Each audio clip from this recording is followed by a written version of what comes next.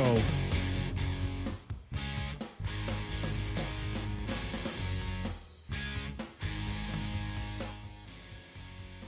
Pride and optimism, uncontrollable enthusiasm about America's future. And on the verge of the 4th of July, that's beautiful. Kicking off the live broadcast and Real America's Voice TV and MTN networks with a growing audience that reaches globally now because of you.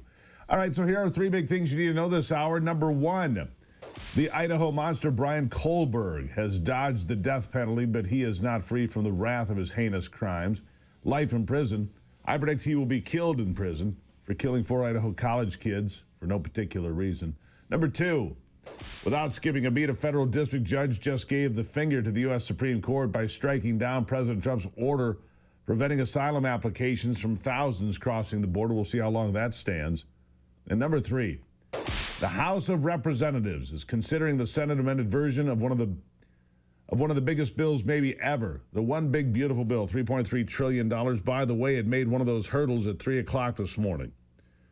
Overcoming Republican rebellion to some extent. It's not done yet, but one of the key votes is done. House Speaker Mike Johnson can only afford to lose 3 Republicans in all. Storms delayed some of those lawmakers getting back to Washington, but they made it. They scrambled. They got there. There are 3 votes that need to take place. A couple that are procedural. We've gotten through those. And the final big vote that we all have our eye on, it could happen as early as this morning. President Trump working with hardliners this week to see if he can sway their vote. Congressman Chip Roy already signaled his displeasure with the bill. Ralph Norman, another. The bill gets rid of 80 to 90% of clean energy tax credits, by the way, but the Senate voted to extend subsidies for solar and wind for something like 15 years. That's something he calls a deal killer of an already bad deal, and Representatives Tim Burchett and Ralph Norman also expressing disapproval. President Trump has his work cut out for him, but some members of Congress are still optimistic that passage will happen before the 4th of July. Look, it's down to it. People like Congressman Jason Smith are on the optimistic side. Listen to what he says. Thank you so much for being here, Mr. Chairman. I want to start with the basic math. House Republicans can only afford to lose 3 votes to pass what the Senate passed yesterday afternoon, their version of this bill. Do you have the votes to take that bill and pass it in the House right now? Without a doubt, Dana, this bill will pass before July 4th, and the president will sign into the law on July 4th. I have not one doubt. People throughout the whole process has doubted whether we could ever pass a budget resolution. We did. They doubted whether we could pass it out of the House. We did. They doubted whether we could pass it out of the Senate. We did. We're going through this process. It's a little bit of ups and downs. That's the nature of the 119th Congress. But this bill will pass the House of Representatives and be sent to President Trump's desk by July 4th. And that's in 2 days. I mean, that's a lot of confidence that you have there, even though there are only 3 votes that you can lose. Yeah, well, Dana, looks like he's probably going to be right. Meanwhile, Democrats are frothing at the mouth at the possibility of Republican defectors. Democrats like Max Frost thinks he knows that Speaker Johnson will lose a lot more than 3 Republicans. Hasn't happened yet, Max, but Max likes to run his mouth. Here he is. The other thing is we're hearing that there's about 20 Republicans, could be a little bit more, 20 okay. Republicans that as of and they now can only are lose no. 3. They can lose 3, 4, and it's done. Yeah. And Massey's already one of them. Yeah. So there's 3 more to go. We hear there's about roughly, give or take, 20 Republicans who, as of this moment, are a no. Now, we got to be honest. All the time, the moderates on the Republican side always fold. Mm-hmm. They put up a little fight so that way they have some footage that they can put behind their ads during election time, and then they fold right away. The far right, kind of Freedom Caucus folks, most of the time they fold. Sometimes they stick to it, so we'll see. Right now, we're having conversations with a lot of them behind the scenes, but one of the most important conversations and the most impactful ones are actually constituents and the people reaching out. And that's why the big strategy right now is delay, delay, delay. Every minute we keep this bill from passing, it becomes even more unpopular. Now might be a great time to remind you that that guy, Congressman Frost, spent your money, taxpayer money, to travel to El Salvador and demand the release of a wife-beating, human-trafficking gangbanger, Kilmar Abrejo Garcia. Yeah, he's on Team Garcia, not Team America. By the way, I don't think he's any kind of authority on the state of the Republican Party and what's popular with Americans. And again, I remind you, at 3:30 this morning, they cleared the last big hurdle. He summarizes the Democrat strategy here with delay, delay, delay. It's going to be important for Republicans to get this bill right, but also refuse to play into the hands of the parties that's responsible for our nation's decline, primarily that being the Democrats. We'll keep you updated on how this plays out, but I think there's something else that we should be paying a lot more attention to, because there's something else that really is the existential threat to America like nothing we have ever seen before, so buckle up. It's newly declassified documents from Kash Patel's FBI that show that the agency blocked an investigation into China meddling in 2020's election. But why? Because the findings could have flown in the face of then-Director Christopher Wray's congressional testimony, you see. This is huge. China, once again, meddling in our affairs. Let's get to the details. In 2020, FBI officials were aware of a scheme coming out of China to influence the election in favor of Joe Biden. And I'm talking about a handful of measly social media posts. I'm not talking about that. The Chinese government actively engaged in fraud, manufacturing fake driver's licenses, shipping them to the United States so that Chinese loyalists embedded here could cast votes for Joe Biden by the tens of thousands, maybe by the millions. Agents reported that they were, quote, very, very confident in the source of the reporting. And in just the first half of 2020, Customs and Border Protection officers seized almost 20,000 fraudulent driver's licenses at Chicago's O'Hare International Airport. You've heard me talk about it, but we need to talk about it more. The majority coming in from Hong Kong and China. Clearly a huge story, clearly. But the FBI never released its report on the scheme. Deputy Assistant Director for Counterintelligence, Nikki Flores, pulled it. She's one of the same officers to decry the Hunter Biden laptop, by the way, as Russian disinformation. Just a little FYI for you so you know who you're dealing with. She claimed that the source needed to be re-interviewed after they found 20,000 fraudulent driver's licenses at O'Hare. Oh, we need to check that source again. Why? She also said the report wasn't ready to be put out. Why? But even when the source was re-interviewed and additional context was provided, the FBI still chose to publish the report, something that Assistant FBI Director Marshall Yates said was abnormal, not publish the report. The report originated in the FBI's Albany field office in New York, and when Albany staff asked why the report wasn't being published, they were told the reporting would contradict Wray's testimony. You see, they're defending Christopher Wray. Why? Well, I'll have to explain that after the break. The Chinese, my friends, they are the existential threat to this country. We've closed the open borders. That was number one. In this bill that we don't care for so much, for a variety of reasons, it closes the border. That's incredibly important. So take the win that we'll have a secure nation with no more open borders and endless floods of people. Despite what some courts may do and some federal judges may do, we're winning this one every single day. More on Christopher Wray and China after the break.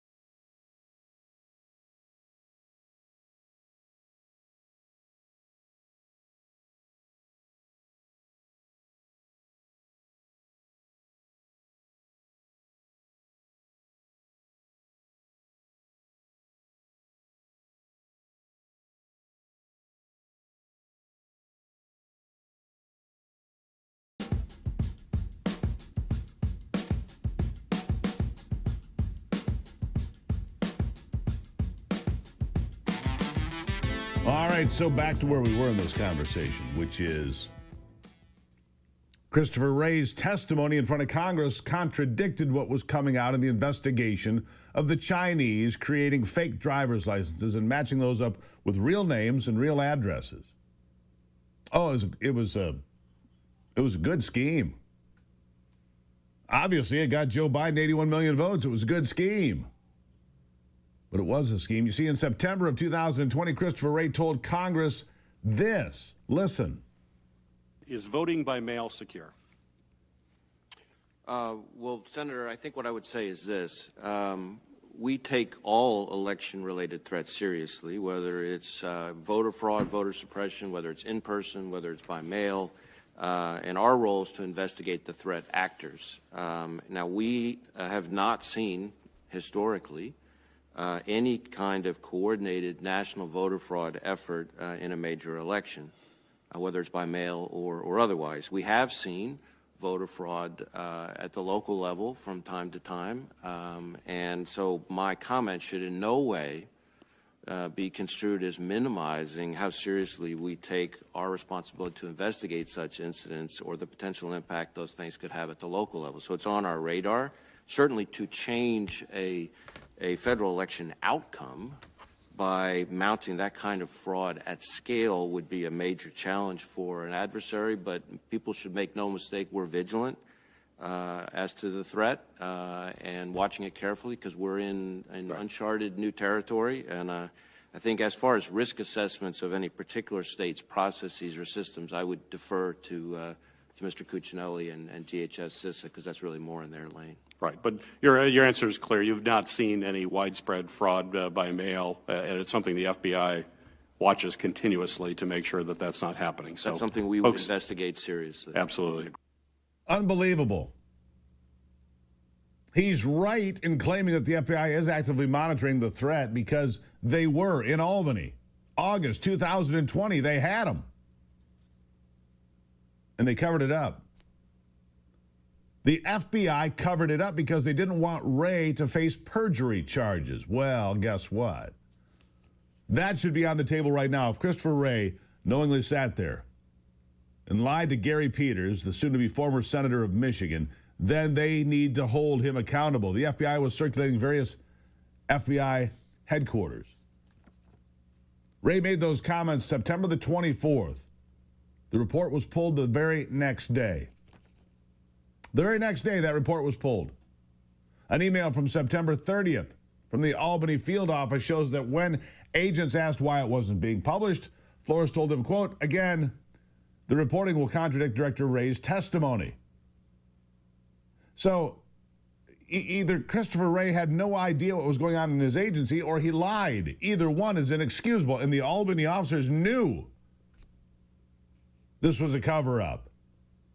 One FBI agent wrote back in October, listen to this, quote, I'm not satisfied with the reasoning of needing a new 1023 and HQ review as these things are everyday operational and administrative requirements. Most concerning to me is stating the reporting would contradict with Director Wray's testimony.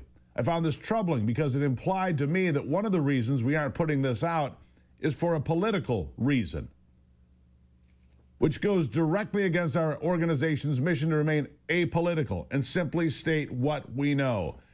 And they knew. If only they had done that. But they didn't. And we're only just now finding out about it thanks to the valiant efforts of people like Senator Chuck Grassley, who chased this story down, and FBI Director Kash Patel, who said, you know what, declassify those documents. I also want to point out that Wray either was not informed on China or didn't see the need to share such important information, but felt that this talking point was important enough to bring up. Listen to this. We certainly have seen very active efforts by the Russians to influence our election in 2020 through what I would call more the malign foreign influence side of things. Social media, use of proxies, state media, online journals, et cetera, an effort to both sow divisiveness and discord. And I think the intelligence community has assessed this publicly, primarily to denigrate Vice President Biden and what the Russians see as kind of an anti-Russian establishment. It was never about Russia. Never. From the report. Tens of thousands of Chinese students and immigrants sympathetic to the Chinese Communist Party to vote for U.S. presidential candidate Joe Biden despite not being eligible to vote in the United States. They did. It's always Russia, Russia, Russia. He's talking about social media posts, online journals, efforts to broadcast anti-Biden opinion, whatever. But the China story is so much more than that. 20,000 driver's licenses that we know of. Maybe there's more reports that have been buried, but we know about those coming into our country to create fake votes and fake voters. This should have been on everyone's radar. So why wasn't it? How many elections has China rigged? How many do we know? Is there more information out there being buried and covered up? Has it not even been investigated because these partisan hacks are afraid of what they'll find? Maybe it will embarrass Christopher Wray. And why did the Chinese want Joe Biden in power so badly? Could it be that he was more than just weak? Maybe he was a pawn. Maybe he was getting paid off. Maybe that money flowing from China to Hunter Biden and Joe was a lot more valuable. A lot of questions that should have been asked by the intelligence community and the public, but instead the reporting that our tax dollars pay for was buried. And I want to see if there's going to be some arrest warrants coming out of this. Perjury, obstruction of justice, conspiracy to fraud, election meddling.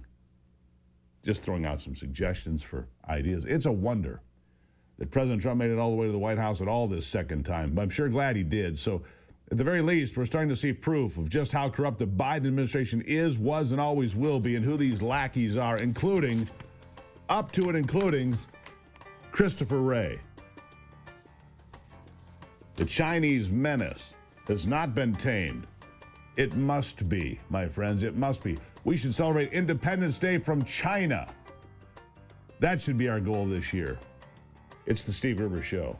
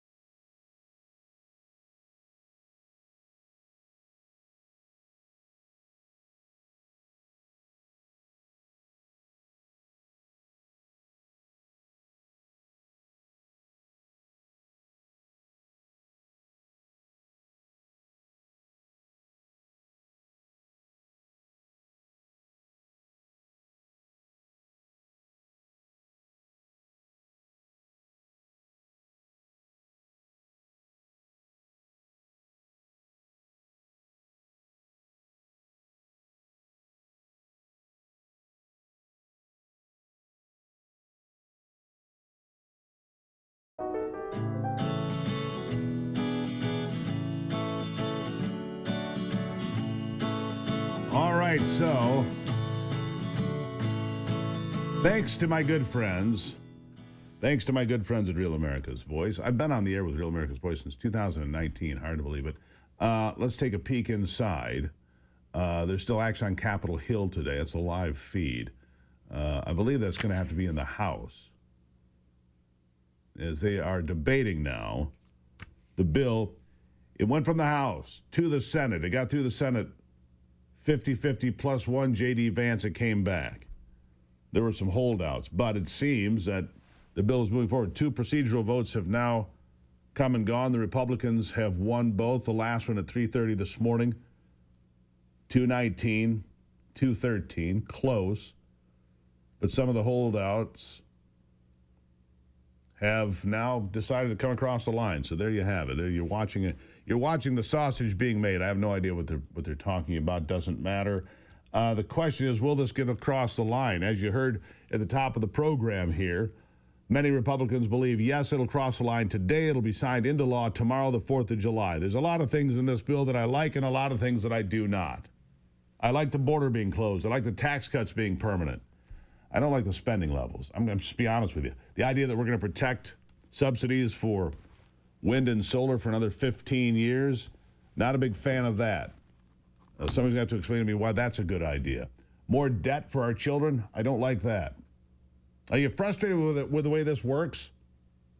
How Congress just seems all jammed up all the time. We don't get great bills oftentimes, and it slows down. Well, take this 4th of July and learn about it from Hillsdale College.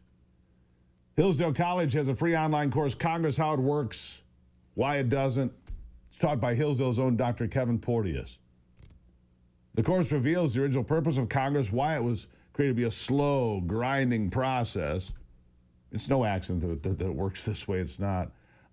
This course, by the way, one of 40 free online courses from my friends at Hillsdale. I've been watching them this week. They're really good. You can see the video. For those of you watching on Real America's Voice and some of the other streaming services can see how well done these are. And you can enroll for free. Take the 4th of July weekend, teach your kids and grandkids and yourself something about America, our founding, the Declaration of Independence, the people that made it great, and our government. Gruber for Hillsdale.com.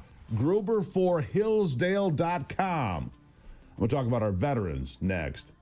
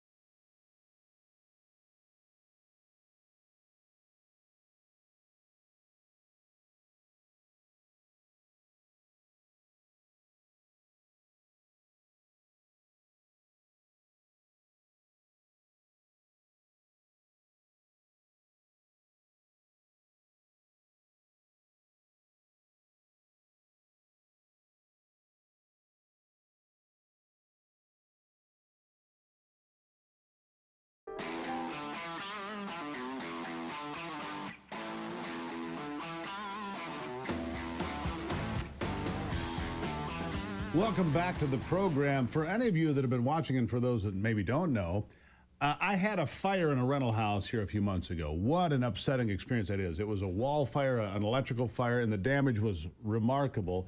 I've never been through such a thing. So then you got to deal with the insurance company, and then you got to say, well, who's going to fix this? And it's just very, it's stressful to say the least, right?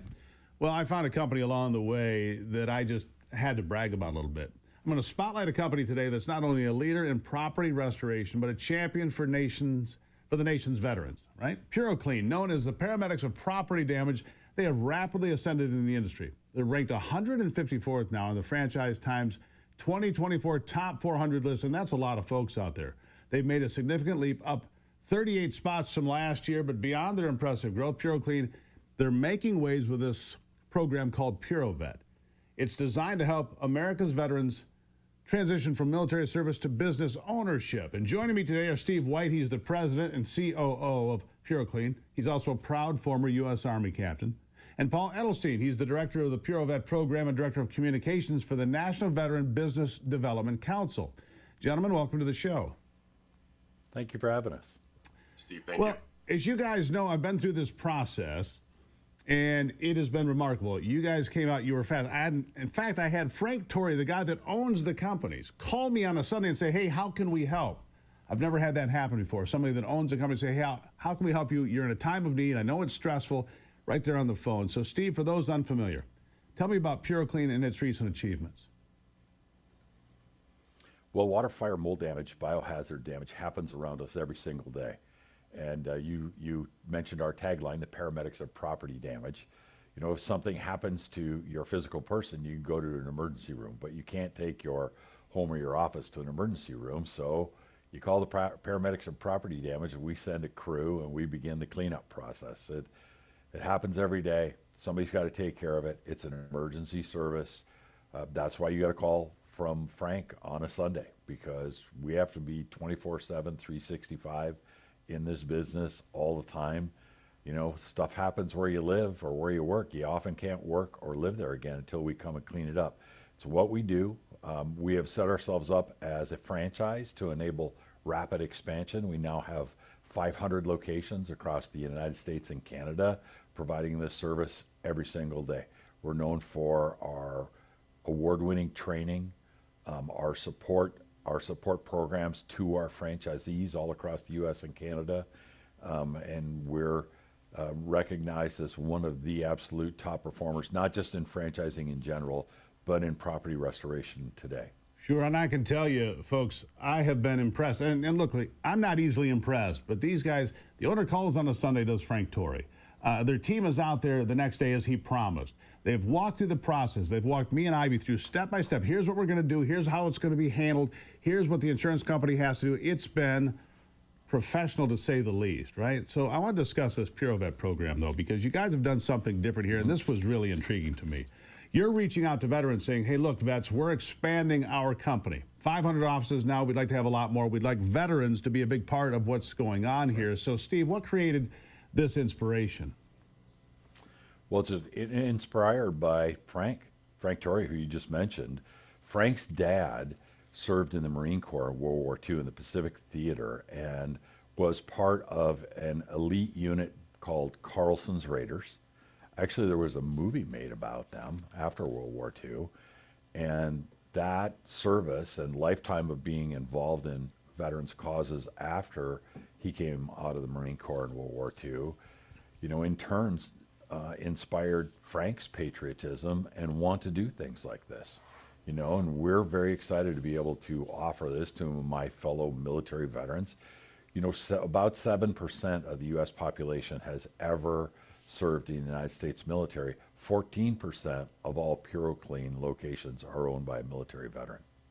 And I want to bring Paul into the conversation here. Paul, look, it's a big undertaking, and I think that a lot of people watching this are going to be, that's a great idea. Let's get the vets involved and see if we can set them up for long-term success after they serve this country. So let's talk about strategic partnerships and your goals. How many veteran-owned franchisees do you want? Our goal is to get 100 veteran-owned franchises in our system. So under Frank's leadership, the big thing that we've done is we've created numerous strategic partnerships in the marketplace, namely a partnership with the council called the National Veteran Business Development Council.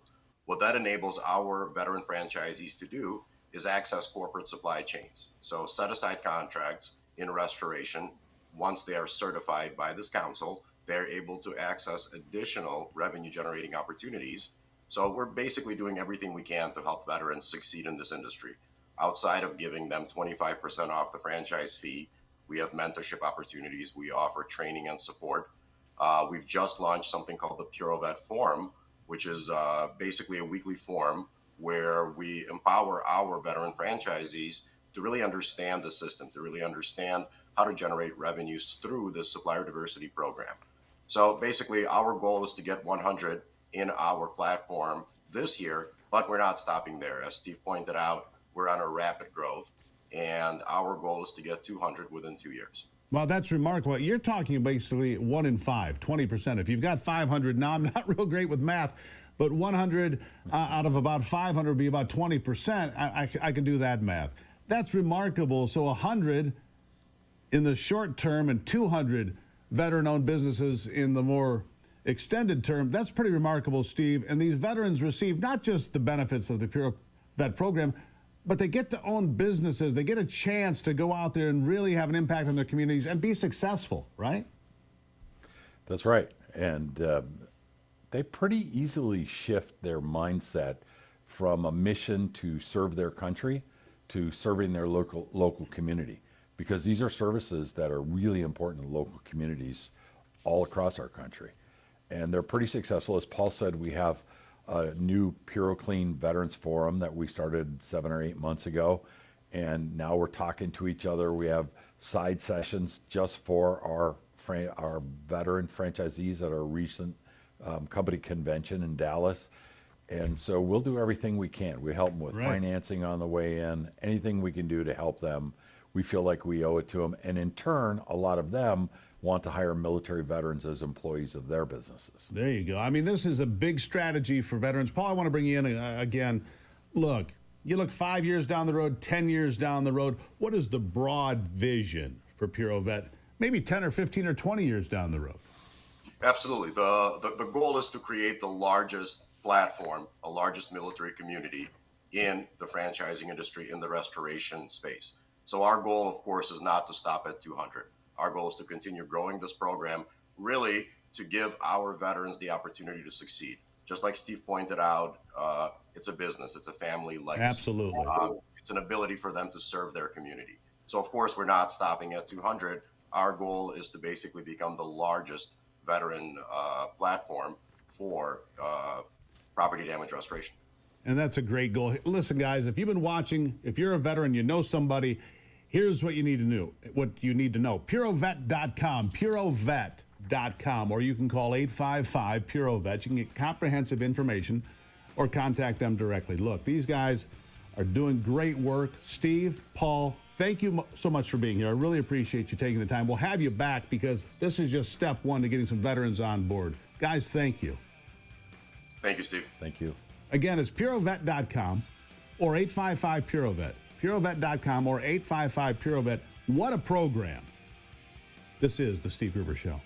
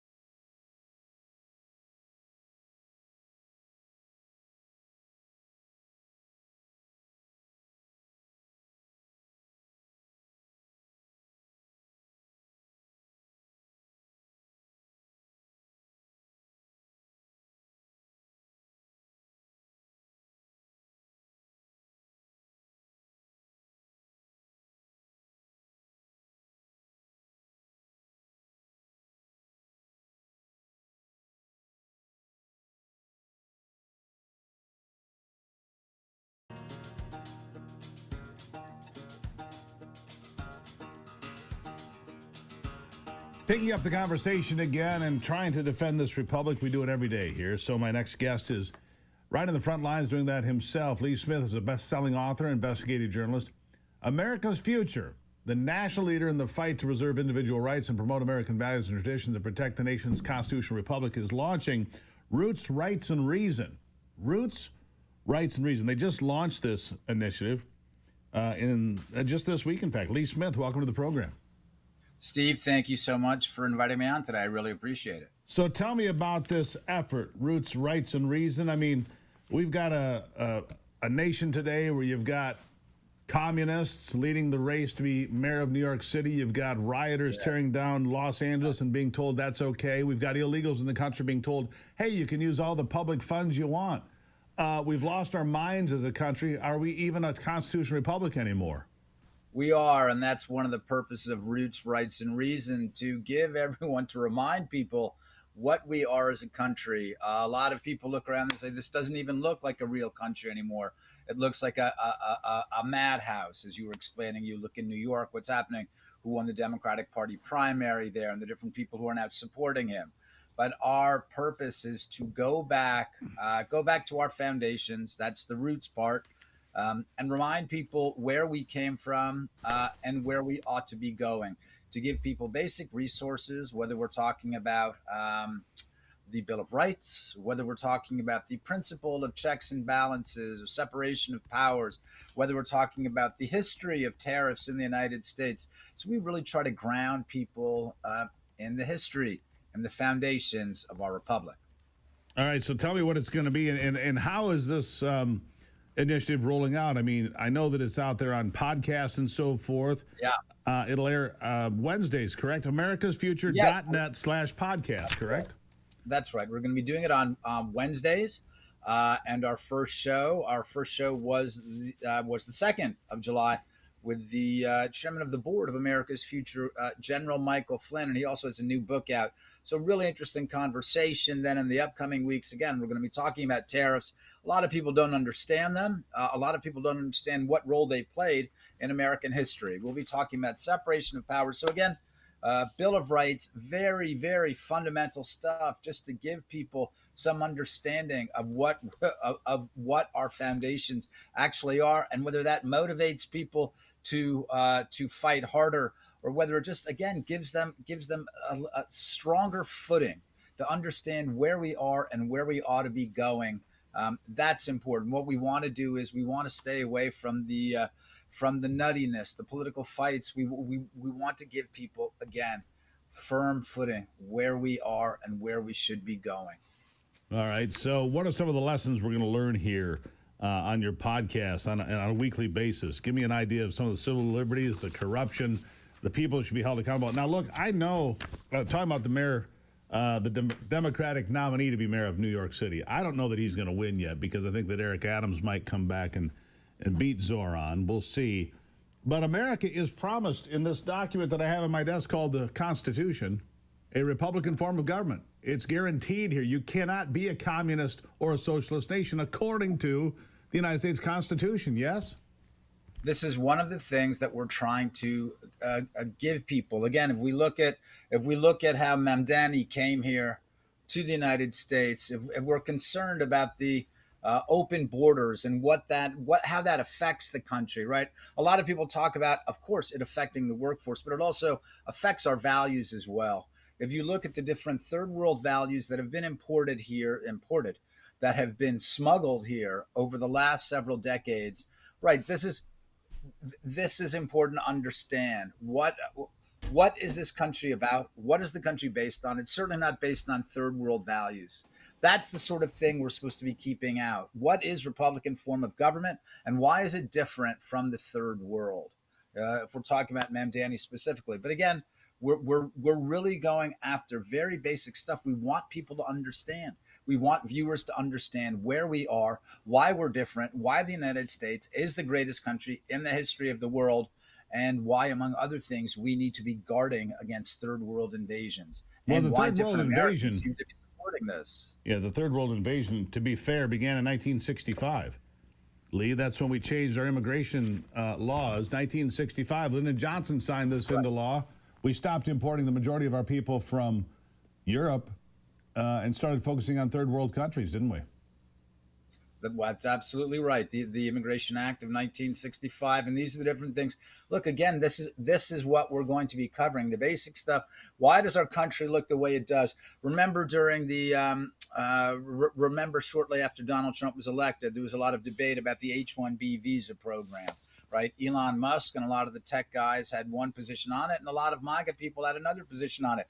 What is the H-1B visa issue? Where does that come from? Well, that comes from the 1990 Immigration Act. So again, to get people back to fundamentals so they understand, at least they start with an understanding. Of course, it's important, it's vital to be outraged, but to have the facts, to know where these things started, that's how you actually fight it, and that's how you actually contest it, by resting on very firm foundations. Yeah. We need to rely on the Constitution, but another red flag, clearly, we had a justice of the Supreme Court of this country openly show on Friday of this past week she doesn't care about the Constitution. She was ripped apart by 6 other justices on the court for not even caring what's in the Constitution. Ketanji Brown Jackson doesn't care about the Constitution, and that's another problem, isn't it? That may be as large as half of the country right now, right? I mean, we saw what happened during the Biden years, the different violations of essentially overturning the rule of law and our justice system. So this is again, this is very important. We know what the fight is, right? We know what the fight looks like. What we need is the details, and that's what we're going to do. That's the point of Roots, Rights, and Reason, to give people the details. Here's where we came from, and here's where we are, and here's where we are supposed to be going. Yeah, Lee Smith, greatly appreciate you being here, my friend. It is Roots, Rights, and Reason. It's out there right now, americasfuture.net/podcast. You can see it now, sir. Thank you for being here. Thank you, Steve. Appreciate it. Greatly appreciate it. We'll be right back.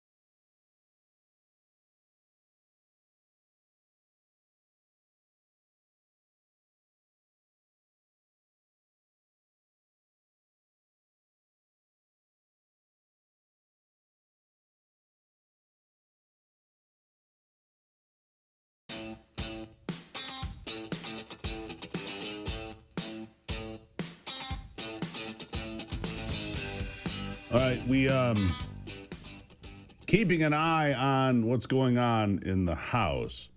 They got through a procedural vote early this morning. You can see that they're there at this hour. Democrats hating the bill, of course. Republicans saying we need to get it across the finish line. And there's some things in this bill that I really like. The permanent tax cuts. Making the border secure. Doing real reform on the border, making sure that it's secure. But there's some things I really don't like. Including the state and local tax write-off, up to $40,000 now. The SALT tax write-off, $40,000, so that low-tax states subsidize high-tax states. On the eve of the 4th of July, I say be careful out there. There's the headline out of California, 7 missing. And an evacuation order in place after a fireworks facility in Yolo County, California, went up about 6 o'clock local time yesterday. Pretty crazy. It's just devastating, this fireworks operation. Here's some good news for you.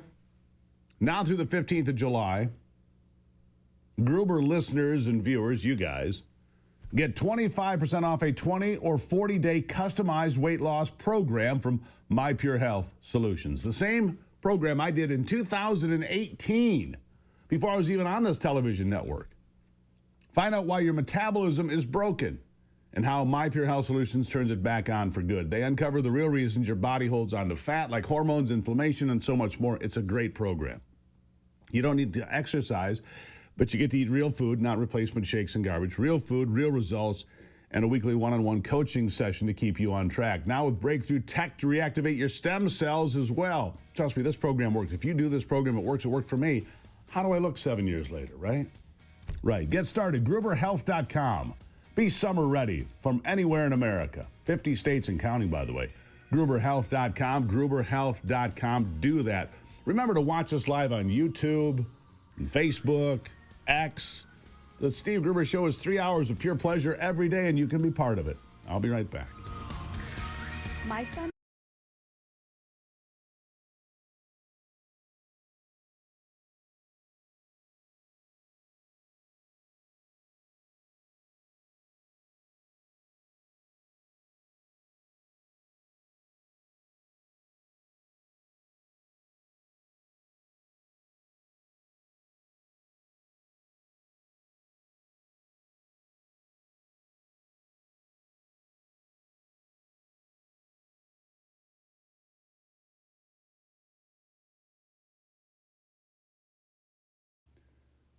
Yeah, a little bonus time for the streamers here. Yeah, that 4th of July special, GruberHealth.com. I really did do it. So streamers, tell your friends that we're here on YouTube, that we're here on Facebook, that we're here on X. Where else are we, Anthony? Rumble, Getter. Rumble. I only slur my words when we're in the streaming only section of the program. Let's see here. Rumble, Getter. X, YouTube, Facebook. Right. All over the place. Yeah, so there you go. And don't forget, GruberHealth.com. You can, look, I did it. It's been years now. It worked for me. It'll work for you. Anyhow, we're testing that. It works. 4th of July special. God bless America. Tell your friends. Get on streaming. It's Gruber all the time. We need more Gruber. Right, Anthony? That's right. Right. All right. Back to the break.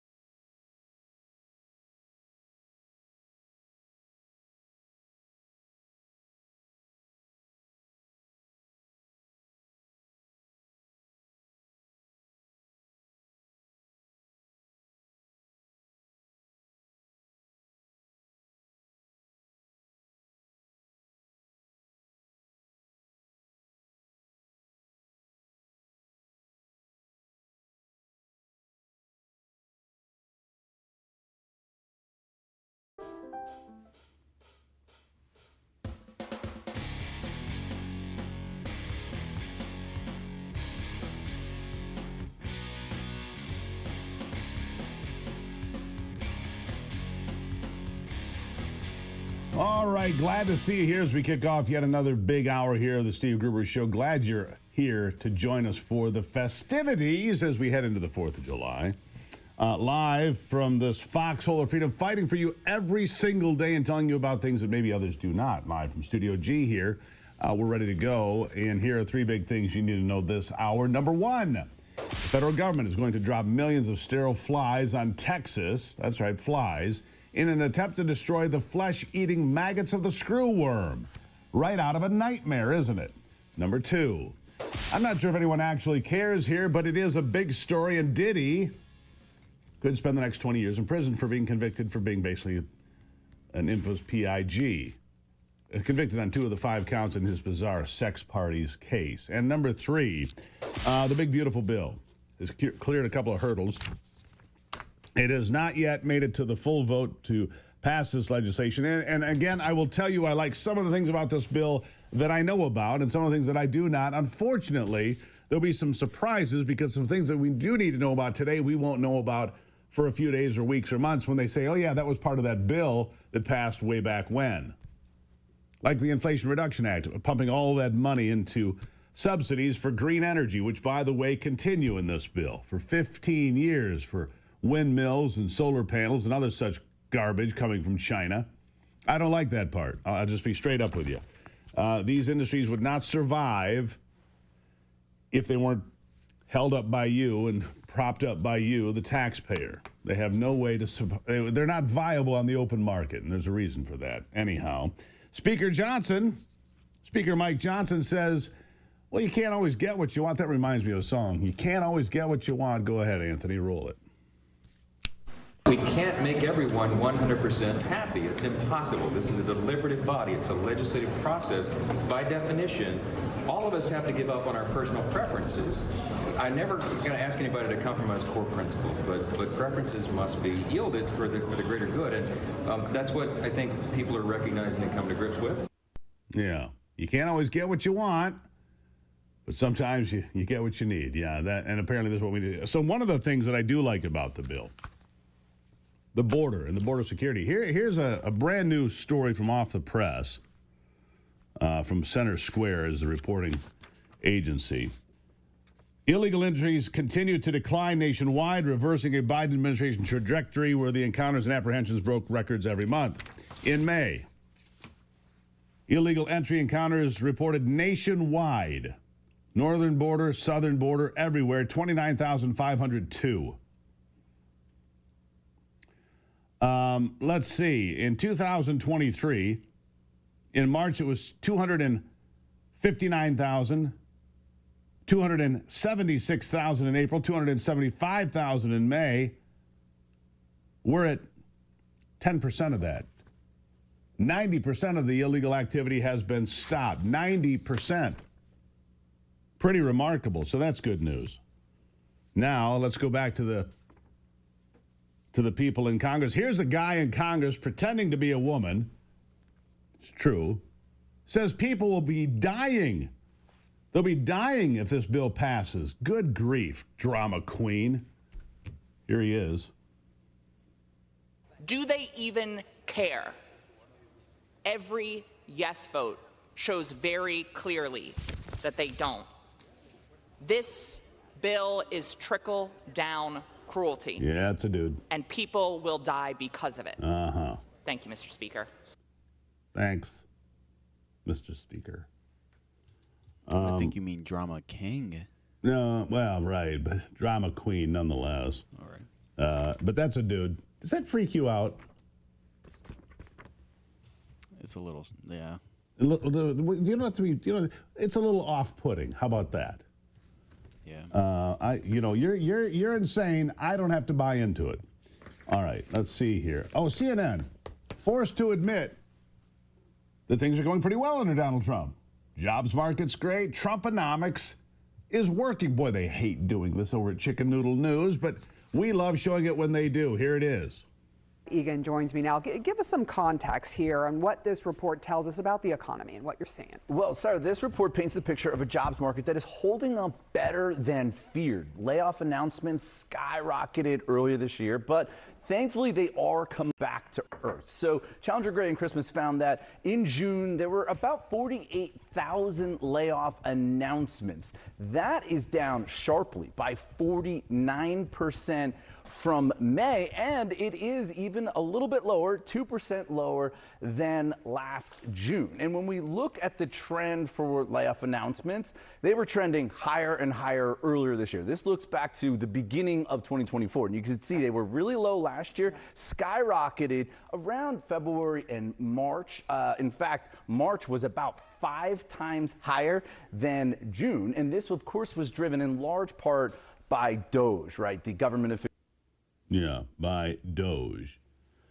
All right, so on the verge, one thing here, on the verge of the 4th of July, I just looked at the weather forecast. For me, it couldn't be any better, Anthony. You're going to like this. 88 degrees and sunny.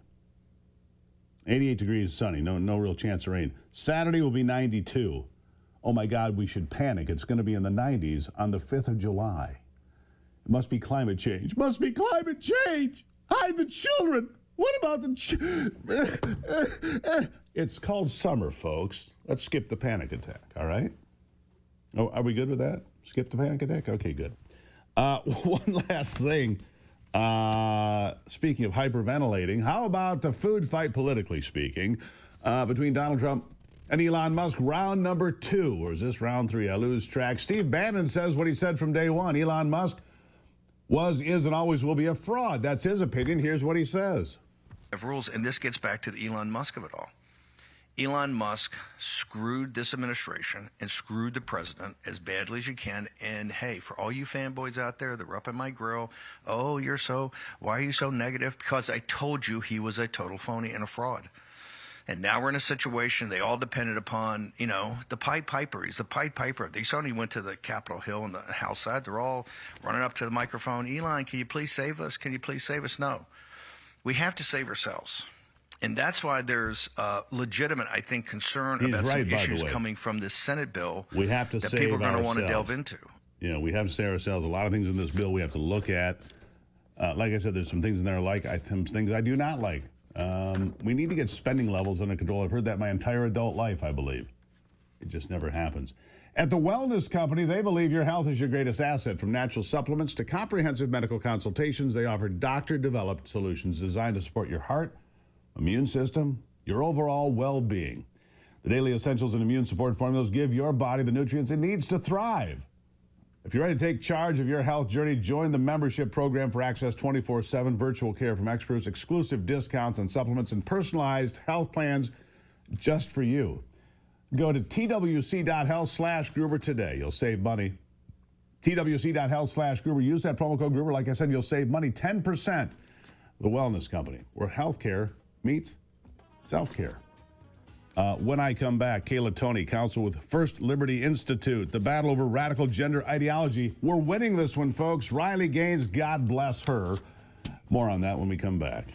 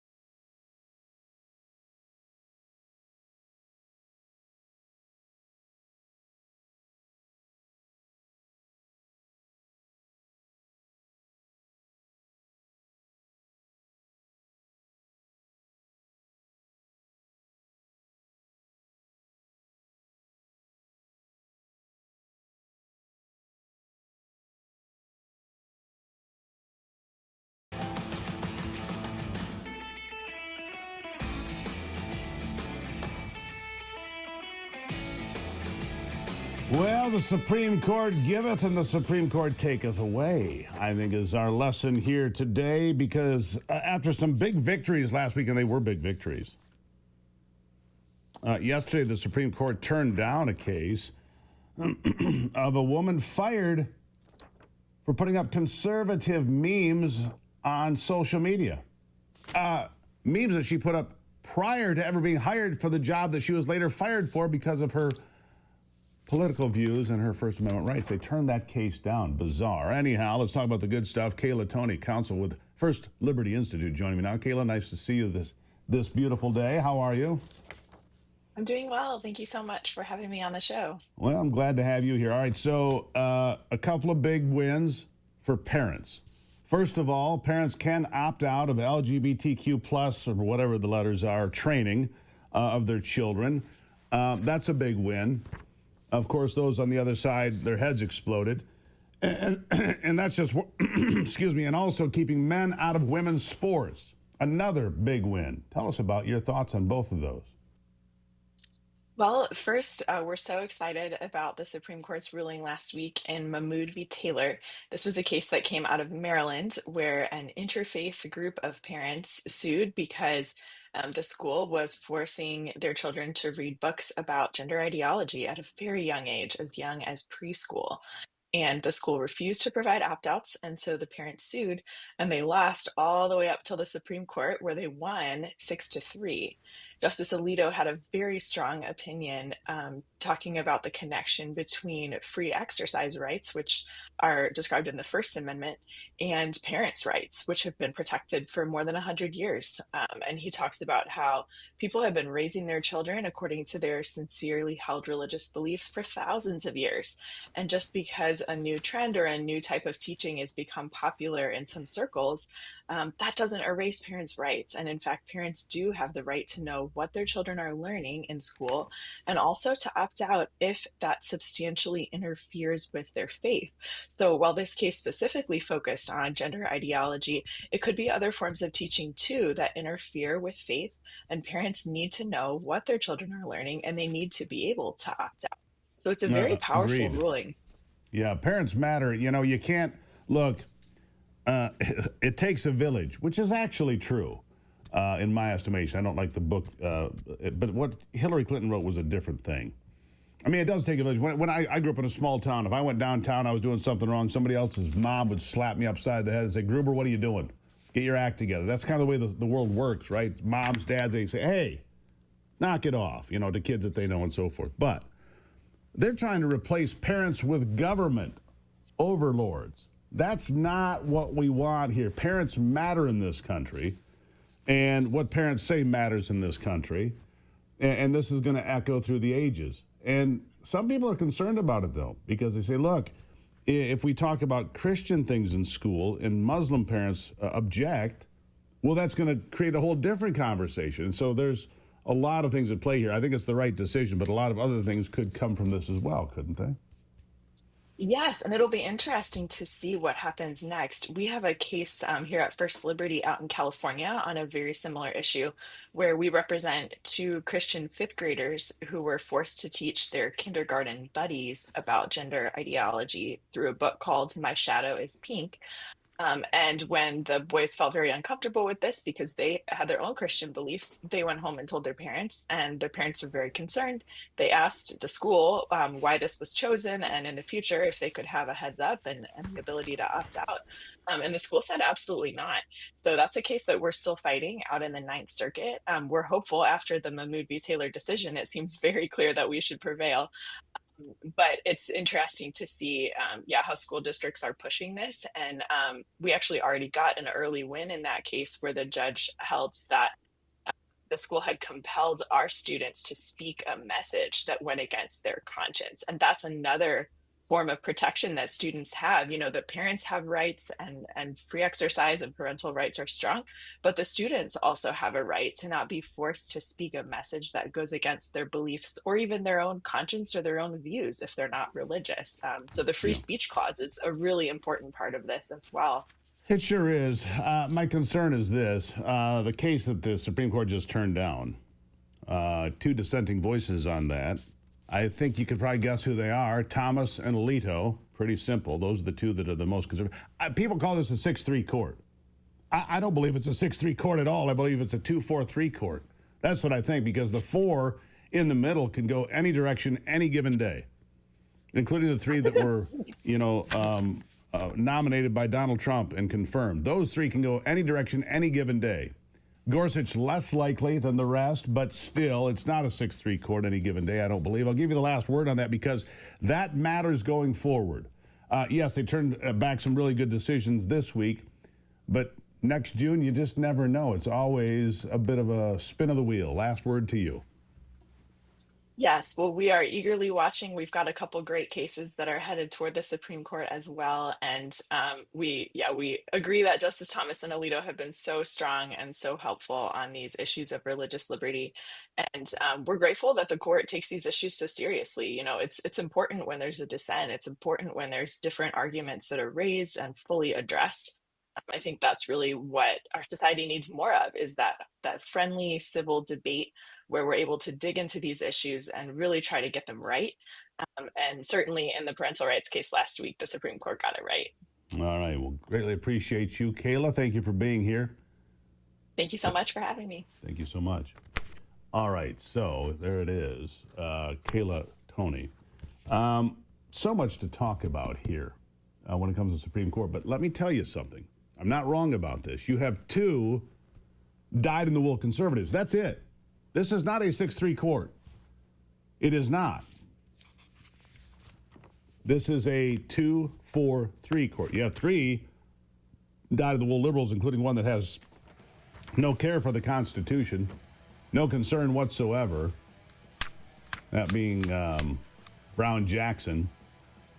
Ketanji Brown Jackson doesn't care about the Constitution, as called out by Amy Coney Barrett, but that's why it's always a bit of a roll of the dice. Still to come, Grover Norquist is going to join me on the program. I know Esquire Bob likes that. Attaboy, Bob, stick around, and the rest of you too.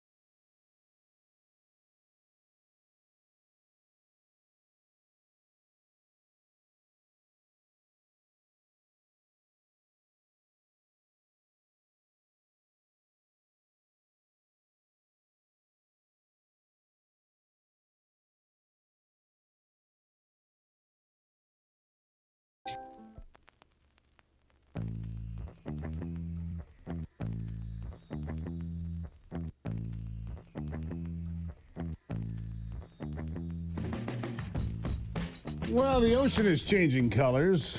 I don't think there's any need to panic.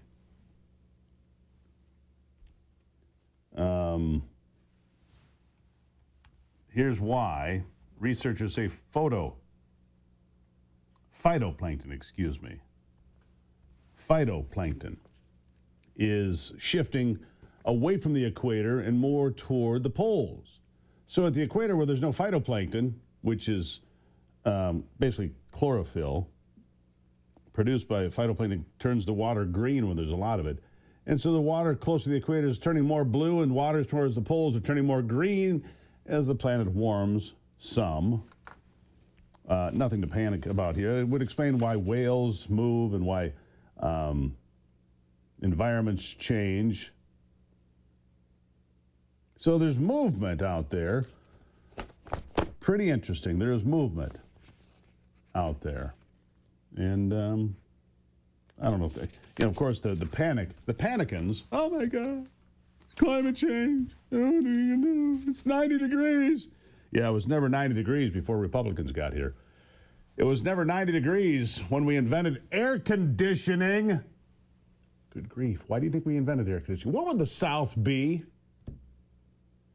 For those of you in Florida today, what's the temperature? You in Alabama, you in Texas, what's the temperature? What would that all be without air conditioning? Good Lord. These people are just nuts. Let's see, this part of the program brought to you by NeuroGuard. It is the mouth guard that'll keep you from getting a concussion. Keep your head in the game with NeuroGuard, invented by a good friend of mine up in Traverse City, Michigan. It is what keeps your head in the game, NeuroGuard.com. A mouth guard for all sports. A mouth guard for all sports, NeuroGuard. Yeah, check it out. Michael Hutchinson, the doctor, the dentist in Traverse City, Michigan, patented this whole thing. It reduces concussions to 0.2% of the time. 0.2%. Football, basketball, softball, I don't care what you do. I don't care what you do. NeuroGuard.com. I'll be right back on the Steve Gruber Show.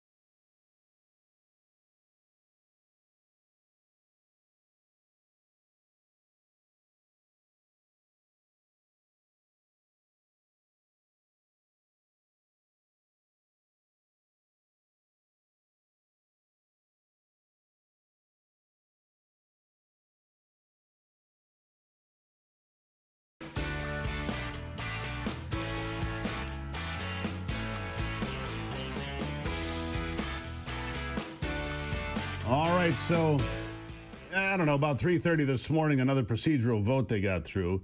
Did the House 219-213. One guy sat it out from Pennsylvania or somewhere. I don't know. It doesn't matter. This bill is going through, and like I've been saying for several days, there are things about this bill I like and things that I do not like. I like permanent tax cuts. I like a secure border. I like those things. It's the spending that concerns me. Subsidies for solar panels and windmills for the next 15 years. I think that's still in there. Here to help me sort it out, a guy that knows more about it than I probably ever will, Grover Norquist, Americans for Tax Reform president, because he just knows things. Grover, welcome back to the program. Good to be with you. You are right. The bill is now going to pass. There are always people threatening, I'll hold my breath until I turn blue unless I get X. What happened was Murkowski, the lady senator from Alaska, who doesn't mind spending other people's money, she Never did has. vote with the bill and sent it to the House. But then she said, wait, House, send it back. I want to do more stuff on this side. So if you really want to know who helped pass the bill, it was when the Republicans who had some Republicans had fantasies that if they approved the bill, the Senate would agree to that. They said, did you hear Murkowski? That was our swing vote. That's the vote we needed to pass. She was the vote yes. If we don't pass this bill, anything else that comes out now will be worse. And they wisely said, okay, pass the permanent. And then there'll be two more opportunities here. People need to remember this. In November and in the spring, before the 26th election, there will be two more bills exactly like this. We can cut spending. We can change entitlement programs with spending numbers. Sure. We can cut taxes, and with a simple majority, meaning only Republicans need it. So make your list. I've got mine of tax cuts that didn't happen, spending cuts that didn't happen, and go to work. Those people who complain the loudest about things that were left in the bill, I never heard a peep from them in the last several years. Yeah, there's a lot of truth to that. You know, I saw, you might have seen this as well. After this went through on the Senate side, a reporter from maybe ABC, I think it might have been, caught up with Senator Murkowski in the hallway and say, hey, listen, Rand Paul says we bailed out Alaska by buying you out, or something to that. She just gave him the evil stare. I mean, she was really angry, but that's what it is. Look, Lisa Murkowski wins because of ranked choice voting. She wouldn't even be the senator from Alaska except she put that rigged deal in there to benefit herself, and then she benefits herself again. Look, I get it. Politicians are trying to get things for their state, for their district, but that's how we end up in this place. Earmarks for this, and a bonus for that, and a bridge here, and a building there, and garbage, garbage, garbage. And what happens? We get stuck with a bill, Grover, my entire life. When we have a 3-vote margin, this is what happens. When the Democrats made their big lunges forward towards big government, 1934 to 36, the New Deal, and then 64 to 66, the Great Society, half of the federal government was created in those 4 years. What did the Democrats have? 80% of the House and the Senate when they did the New Deal. 80. Oh, you could tell if somebody said, you got to give me a bridge or I'm not voting with you, we don't need your vote. We got 80%. And then 70% with the Great Society. These were unfortunately, what they created became very expensive, not anything like what they said they were going to be. We are in the process of trying to reform Medicaid so that it doesn't waste so much money. They turned it into a welfare program. It was supposed to be helping people with health care who had low-income jobs. They dropped the jobs part, so now 26-year-olds can sit in the basement and not work and get money. But let me ask you this. It's been less than a century since Social Security, obviously. It's turned into a welfare program, too. I remember, I've read about this when they used to teach such things in school. I read about this. It was never supposed to be a retirement plan. It was supposed to be, in addition to whatever else you saved, here'd be a little extra something put away for you. Not a retirement plan. Oh, and by the way, the number was never to be used for identification. That was part of the original bill, would never be used to identify people. Boy, they knew damn well what it was going to be 50 years on, didn't they? When I walked in to get my Washington, D.C. driver's license, they said, give us your Social Security. I said, I understand the law says I can use a different number. I'd like to. And the lady sat there and said, do you want your driver's license?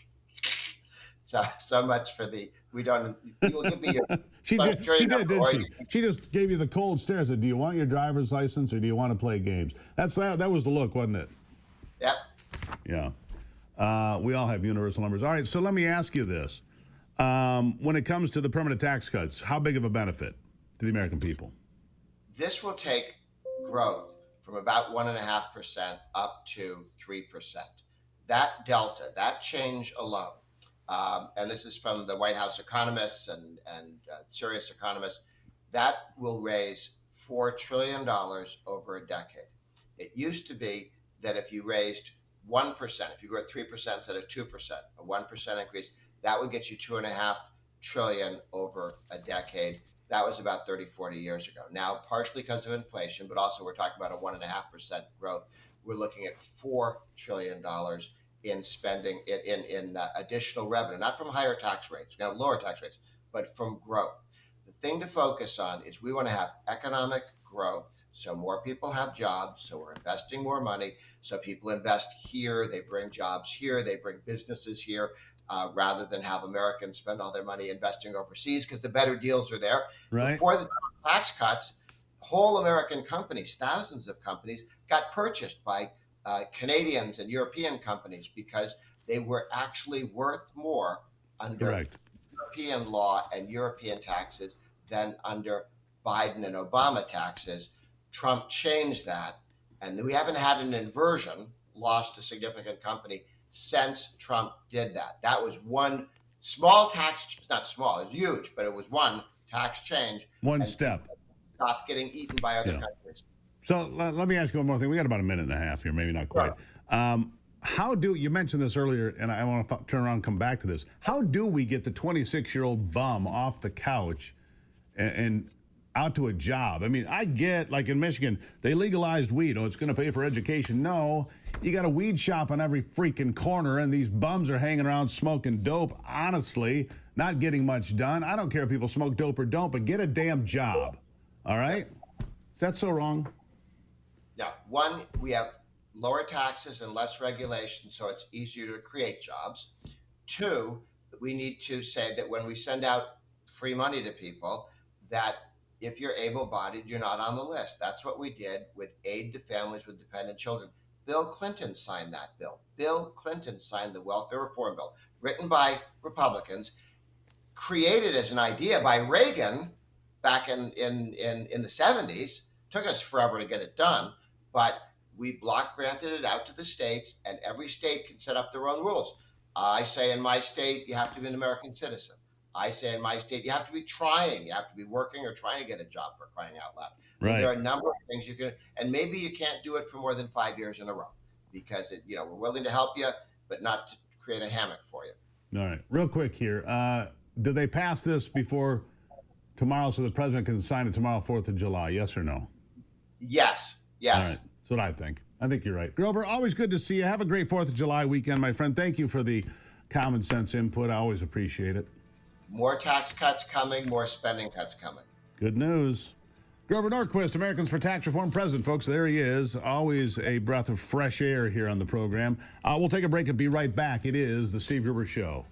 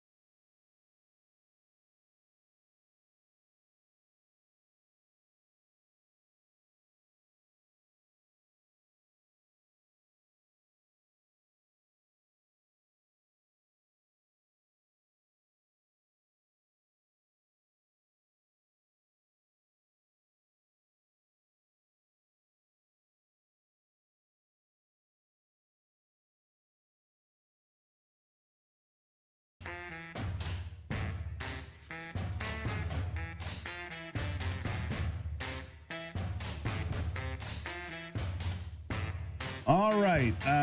The woke world. You know, I've been worried about younger people most of my life. I mean, look around. You go, what are those people up to? We just on with Grover Norquist there about 26-year-olds, flopped out on the couch, smoking weed in mom's house. Well, we don't really want to encourage that. But then I found some encouragement here in the last few months and last couple of years where I saw young people, like the students at University of North Carolina, defending the American flag. I think that the young people today, which Donald Trump won, by the way, are more conservative, more patriotic than any generation in quite some time, including my next guest, Justine Brooke Murray. She's the MRC TV host of World of Woke. That, of course, is the Media Research Center. Justine, welcome to the program. Thanks for having me. Nice to see you. You've got a big smile on your face, 4th of July weekend. And do you think I'm right or wrong about that? Do you think the people that are your age, basically from 18 to late 20s now, have become more conservative? They watch the failure of the Biden administration. They watch the nonsense. They're told what they're allowed to say and what they're not allowed to say and what they're allowed to think. I think they said, we're done with this, and they became much more conservative. Is that true or false?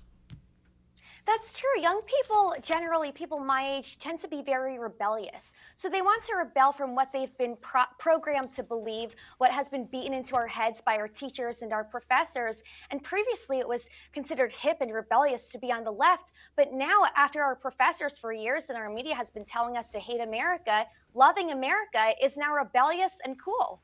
Yeah, isn't that nice? And because you got these protesters in the streets. First they had their Palestinian flag, and their Ukraine flag, and their Hamas flag, and their ISIS flag, and now they've got their Iranian flags, but they never have room for the American flag. Where do they go to? Flags Are Us or some damn thing? I don't know where they get all this stuff. And their trans flag, and their whatever. The American flag is cool again. That's what you're saying, right? It is cool again. Sadly, our professors have taught young people to burn the flag, and unfortunately, we have our jihadi boot camps, otherwise known as what used to be our college campuses, encouraging that. But a number of young people, especially the college students in North Carolina, the ones who raised the flag, who were told they were surrounded by mobs, they were trying to burn down, take down that American flag. Those brave students who raised it and said, "No, we're standing up to this." It really goes to show that there is a shift in the right direction. Certainly is. But with all good things, there are things you have to overcome. For example, Google. Its AI smears the American flag just in time for the 4th of July. What is that all about?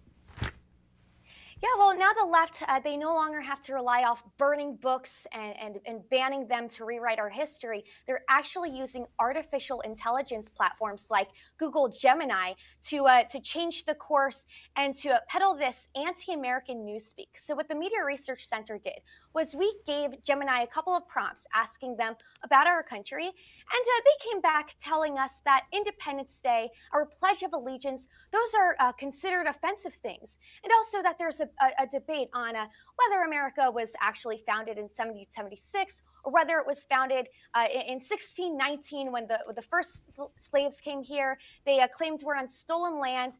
And then you have to look and see, okay, who are the founders? Who created Gemini? Well, they're two foreigners, and one of them is a Brit. So maybe he's just offended because he lost. But maybe.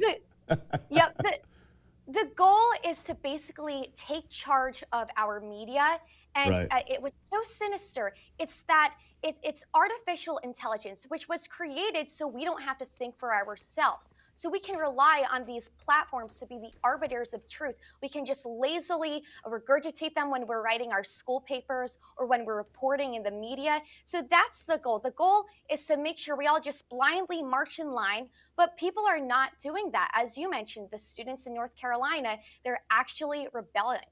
Yeah, they are rebelling and saying, look, we need to get this back. By the way, I don't know that, I think Google is going away. I think Google is dying because of AI. I think Google's going to get killed by AI totally, because I don't even use Google of any fashion anymore. I use Grok usually, ChatGPT sometimes, but those are better search engines. Now, I do have to sometimes correct them and say, well, wait a second, why the negative deal here? Why did you say this? This isn't right. And the damn thing will apologize to me.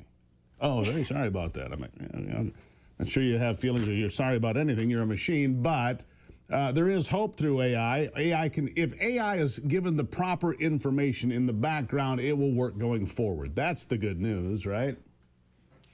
Yeah, the problem is who is giving them that information Correct. and who is allowed to. It's kind of like Wikipedia, where they'll actually, depending on who you are, they'll lock you. You might not be able to edit certain Wikipedia pages or definitions if you're on the right. There's conservative organizations and media outlets that are branded as Nazi extremists by Wikipedia, just by some idiot on his couch in his mommy's basement writing that definition. And what Wikipedia will do is they'll lock the definition. So the own media outlet or its supporters, the people who actually follow the outlet, they won't be able to submit a correction because, well, they're deemed purveyors of misinformation. So it's very upside down. Yeah, it's very upside down. I see here on your X account, you got tossed out of the news station because you were questioning a woke campus protest. See, you've been a troublemaker your whole life. I like that, Justine. I appreciate your willingness to stir the pot. Anyhow, God bless America. Thank you for being here. Come back anytime, because it's important for folks that watch programs like this to have the perspective of people in your generation saying, you know what, folks, there is hope for the future.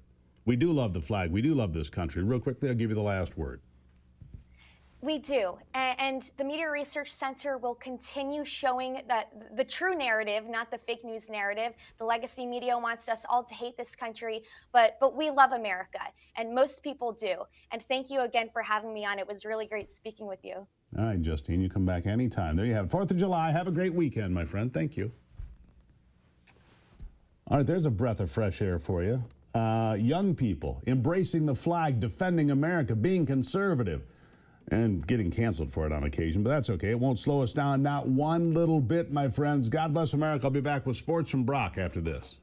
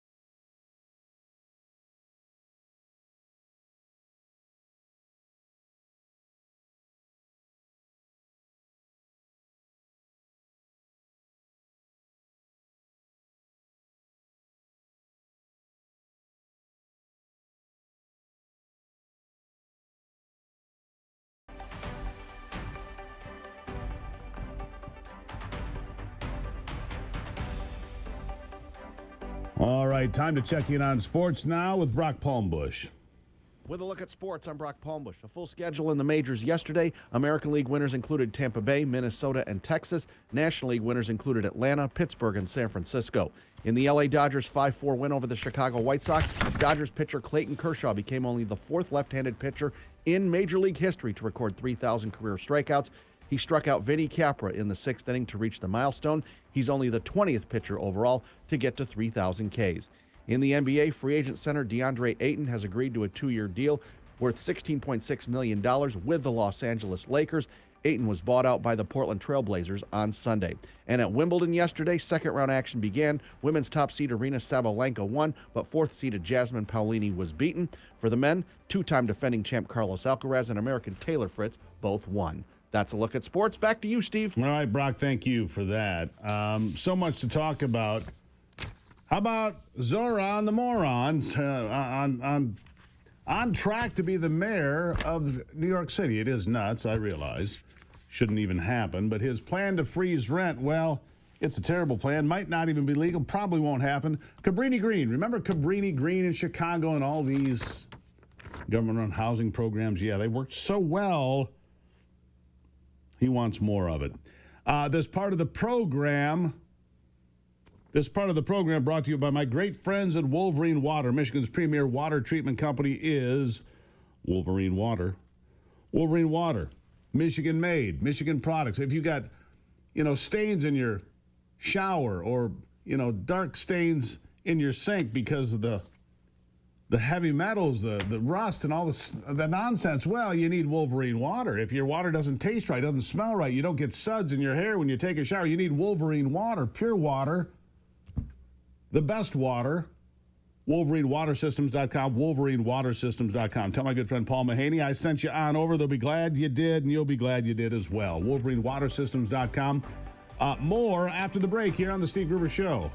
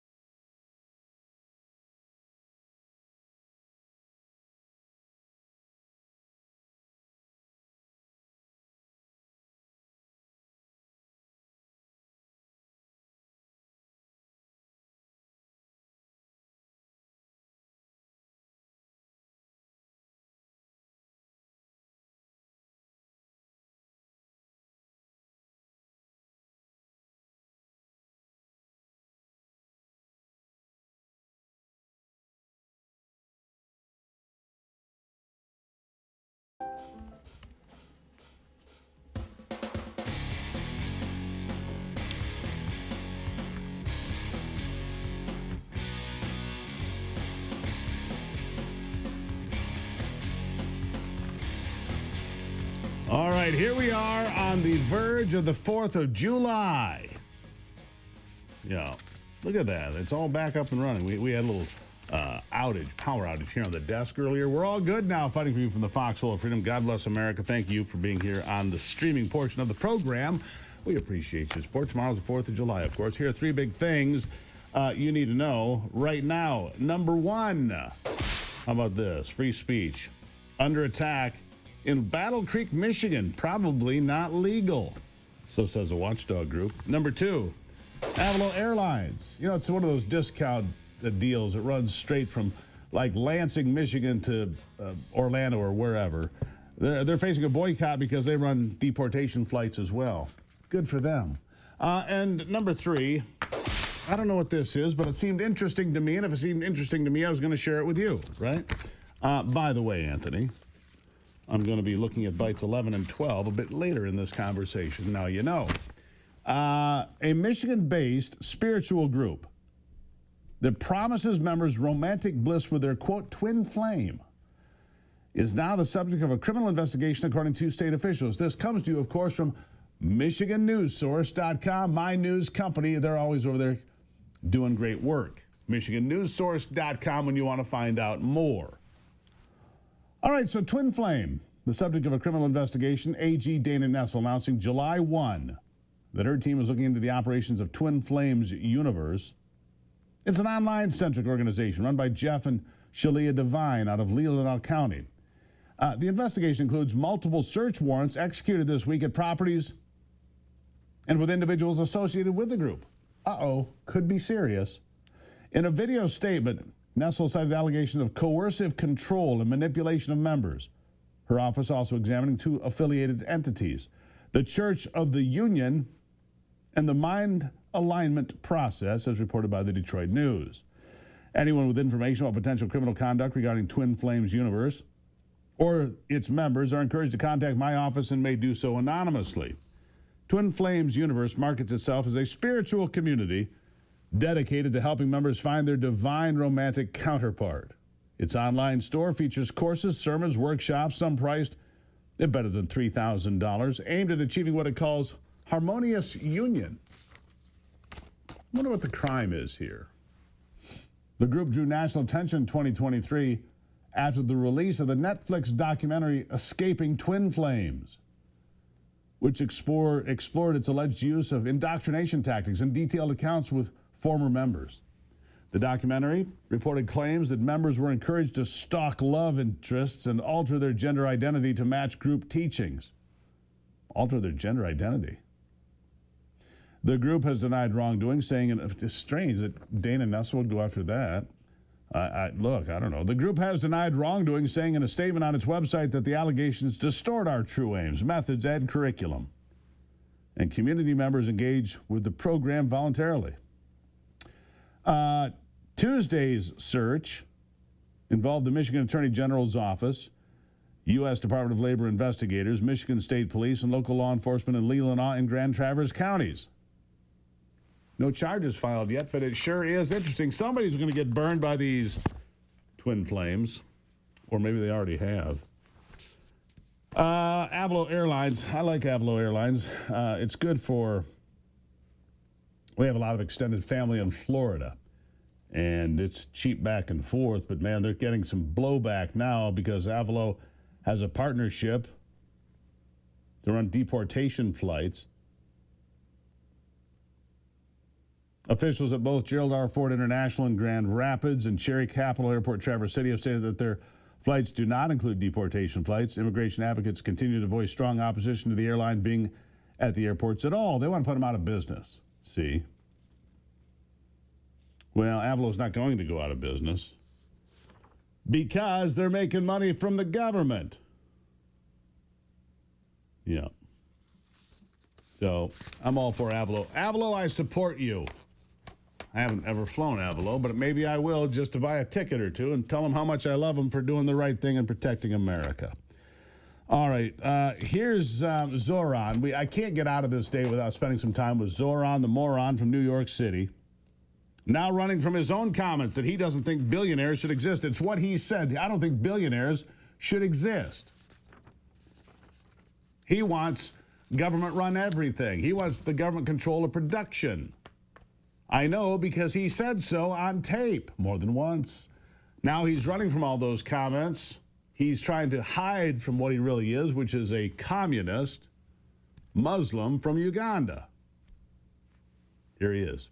You made some waves this weekend when you said that you didn't believe that billionaires had the right to exist. What does that mean exactly? I mean, are you talking about redistribution of wealth where you take money from these billionaires and give them to Americans who make less? I was speaking about the stark nature of income inequality in this city and in this country.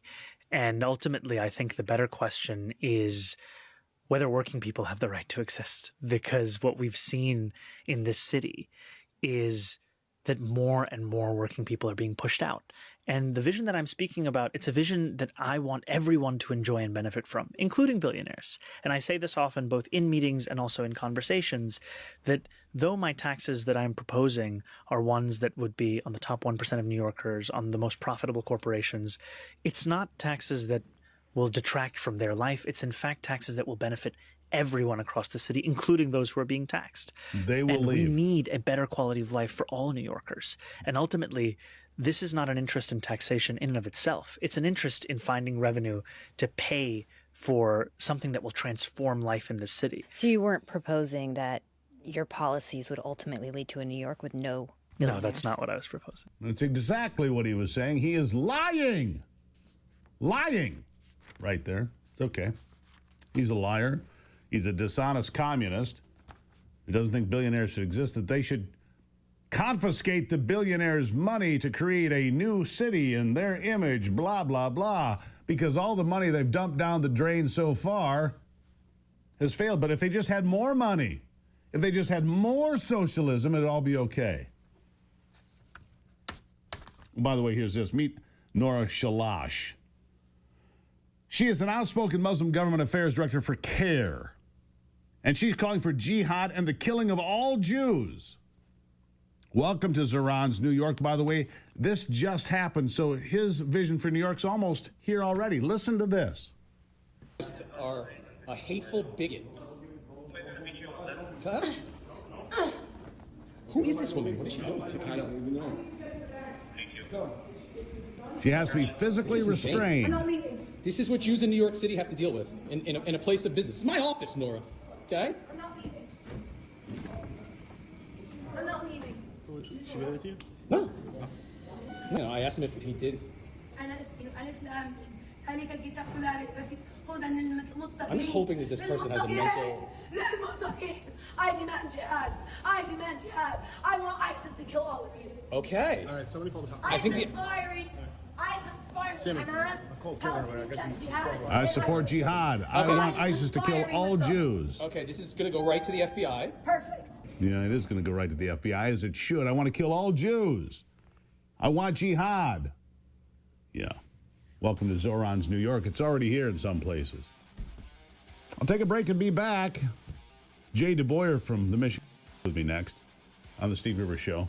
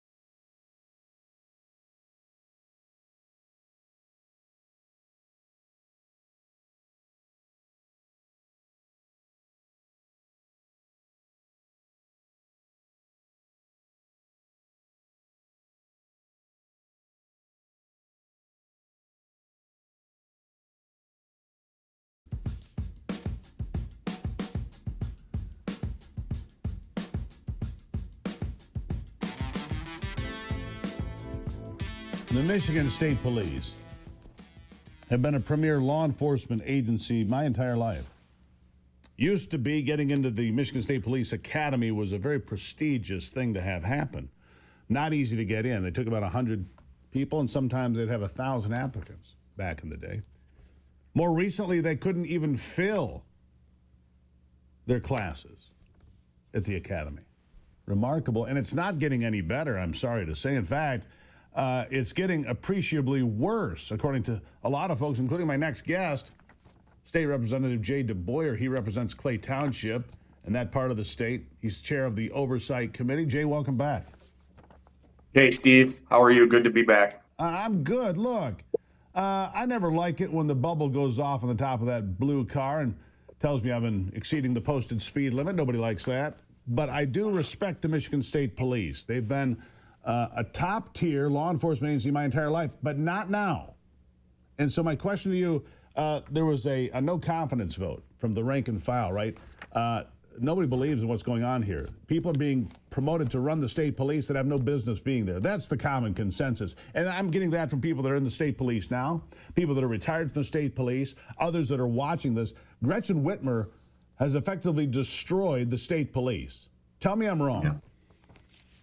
No, based on the evidence that I've seen so far, the people that I've talked to so far, my discussion with the colonel, my discussion with former state police employees, by the way, employees that were very high in command, right down to your rank and file guys and ladies, troopers that are on the highways of the state of Michigan every day, in the urban areas of the state of Michigan every day. The position and the opinion of those individuals is consistently the same, and that is that we have a couple of individuals running the state police that are horribly unqualified. And it's one thing to be unqualified. It's another thing to be unqualified and then come in and be a individual that that operates using things like intimidation, favoritism. And let's be clear about what you're talking about here. There have been some closed-door meetings with members of the state police that you're talking about, and somebody decided it'd be a good idea to leak those names out there. Look, the guy running the state police is James Grady, right? Promoted to colonel, right? Promoted to colonel. Same thing Gretchen Whitmer did previously. Jump several ranks, put somebody in there that's not been there long enough to be qualified for the job. And then this guy appoints his girlfriend, my understanding, Lieutenant Colonel Amy Brimacombe. That's his girlfriend. Am I wrong about that? I don't know that that's true. Well, it's all over the press. There's been rumors. What I'm saying is that I can't definitively produce facts that prove that that's the truth. You can't say that it's not true, can you? No, I cannot say that it's not true. Right. Carry on. Yeah. No, it's interesting. Brimacombe, who is the lieutenant colonel, has a history of disciplinary action for violation of the policies and the expected conduct of troopers with the Michigan State Police. Lieutenant Colonel Brimacombe was put on my terms here because I'm not within the organization. She was just put on probation. And there's a provision in the policies of the Michigan State Police that says you are not eligible for a promotion if you are on probation. There was a vacancy in that position of lieutenant colonel that existed for approximately 4 or 5 months before she was appointed, which I find odd that the colonel would leave a vacancy at the position of lieutenant colonel for a period of time that long, but his prerogative, I suppose. And 3 or 4 days after she came off of probation, she was appointed lieutenant colonel and jumped 4 or 5 ranks to be put into that position. This is Gretchen Whitmer's destruction of the Michigan State Police. Call it for what it is. I don't know I don't know if it's his girlfriend or not. I don't spend time at their house after hours. But the fact of the matter is this: the Michigan State Police is in a hell of a mess, and it's because of the failed leadership from the governor's office. Period. Paragraph. Governor Whitmer, this is on you. Yeah. It's on her. Yeah, there are qualified people in that department that can lead that department. These people are not it. That is correct. when you take a look hold at on. the Let me just refer to this real quick. The no confidence was 98.5%. They did a poll. They asked the rank and file. They asked the troopers. 98.5% of the troopers and 90% of the command officers say these two are not qualified. Period. That's correct. You would expect when you take a poll of, and I'm going by memory, but I think it was roughly 1,200 members that participated. You would expect by mistake you would get more than 1.5% confidence votes, right? The idea that, and I'm going to tell you, we did have the colonel in for testimony in the Oversight Committee on Tuesday, and he hinted towards that poll being a fraudulent poll. Who said that? The colonel. He hinted So towards Jim Grady tries to deny the fact that 1,200 people in the Michigan State Police Association took a questionnaire and gave a no confidence vote. Oh, that's not true. Of course it's true. Yes, it's true. He should retire. He should resign. Governor Whitmer should be ashamed of herself. This was a once very respected organization. They've dumped all over it. I'm sorry, Jay. They dumped all over it. No, you're correct. And when this poll came out, really quick, Gretchen Whitmer came out and doubled down on her support for him. Instead of standing with the troopers in the command of the Michigan State Police, she doubled down on an incompetent colonel. She also doubled down on COVID restrictions and promised to fix the damn roads. Wrong on both accounts again. Jay, I don't have any more time left here. I think that this has to be your number one priority. Figure out what's going on at the Michigan State Police. Put faith back in the system of the people that are out there as first responders to protect us. Get these clowns out of the circus. Well, we stand with the Michigan State Police troopers, and we will continue to fight for what's right for the Michigan State Police. Amen, my friend. Jay DeBoyer, thank you so much for being here. You bet. Thanks, Steve. Yep. It's inexcusable, Governor. You ought to be ashamed of yourself if you have such a capacity. I'll be right back.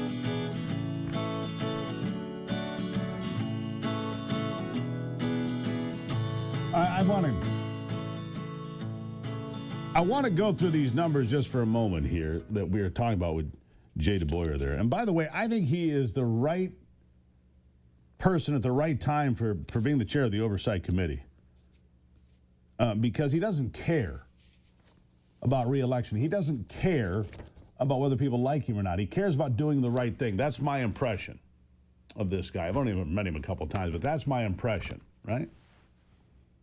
So the no confidence vote was 98.5% of the troopers on the road have no confidence in Colonel James Grady or Lieutenant Colonel Amy Brimacombe, by all accounts his girlfriend. I can't say that for sure, but from all accounts, that's what the case is. Here's what DeBoyer put out. Throughout our investigation into MSP's misconduct, the House Oversight Committee has made very careful efforts to protect the privacy of the officers coming forward. We made this decision out of respect both for the deponents who we wanted to protect from unnecessary retaliation and for MSP to avoid prematurely stirring up controversy within their department. Unfortunately, MSP's top brass decided to expose their own people by revealing their identities to the press and to the public. It's shameful. Governor Whitmer, this alone is reason to remove these people. It's crystal clear. They're abusing their authority. Du Bois also wrote this. This has only reaffirmed our belief that this department needs legislative oversight. Michigan's top law enforcement officials must be held accountable, and if Governor Whitmer won't do it, we will have to. Our investigation will continue, but now under more precarious circumstances thanks to MSP's lack of discretion and ethical standards, and might I add, professionalism. It's unprofessional, reckless, and dangerous what they've done here. Targeting people intentionally. The Michigan State Police is in a bad place right now. It can be saved. There are professionals in there that take pride in wearing that uniform as they should. It's a great organization. It's not too late. Gretchen Whitmer, do your job. Do your job for the Michigan State Police, and more importantly, for the people of Michigan you claim to care about. I'll be right back.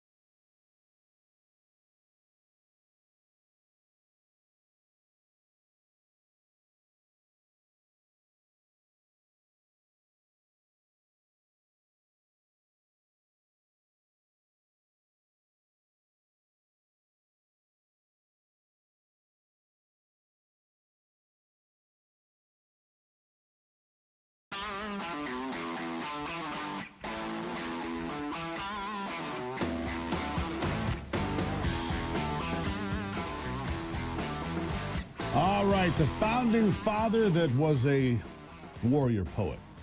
What do you think of that? George Washington was not a poet exactly, but his life, his service to creating this nation,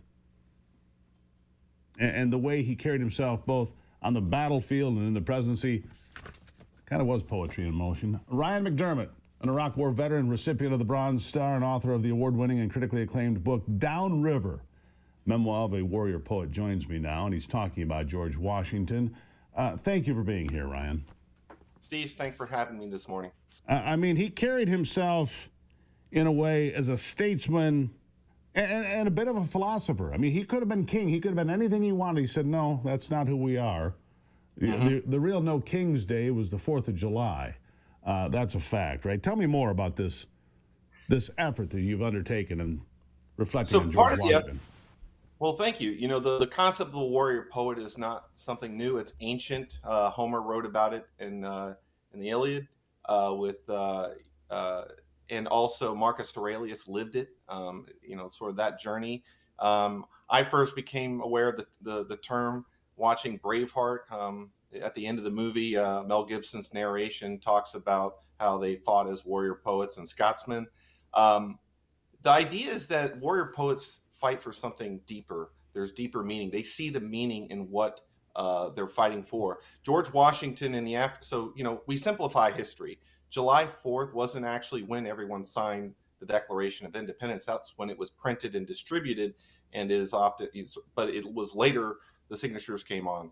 And obviously the Revolutionary War follows that. George Washington, you know, symbolically, you know, the crossing of the Delaware is something that very much represents his sort of understanding of the moment, not just as sort of a tactical level win, but it was also symbolic of what could be done and what was the necessary achievement of that. The visual, I mean, I don't think there's any sort of coincidence that it became a sort of a moment of American history, and George Washington understood that. And, you know, so we simplify history, and we think about it, 1776 is when all this happens. You know, his presidency doesn't begin for a long time after that, and there's a lot of history in between that we simplify. But I think one of the points of my book, Downriver, it goes through the Iraq War. It starts kind of, you know, there's a 9/11 Iraq War. There's a lot of things in that we have to make sense of as a country.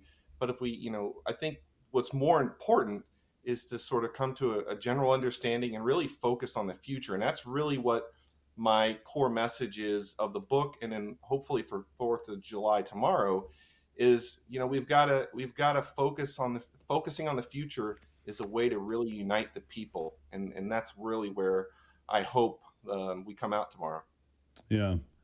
It'd be nice to think, wouldn't it? But we're under attack from, well, enemies both foreign and domestic today, Ryan. I mean, you served this country in Iraq, received the Bronze Star. You know what it's like to stand in a dangerous LZ, I would say, right? A dangerous landing zone. But here we are in a place that I don't know that we've been here before. We've risen to the occasion as a nation many times before. But it's going to take something this time to rise against the communists that are running for office in New York City, or the people that burn the American flag and wave the Mexican flag and all these other things. It's going to take some real effort, isn't it?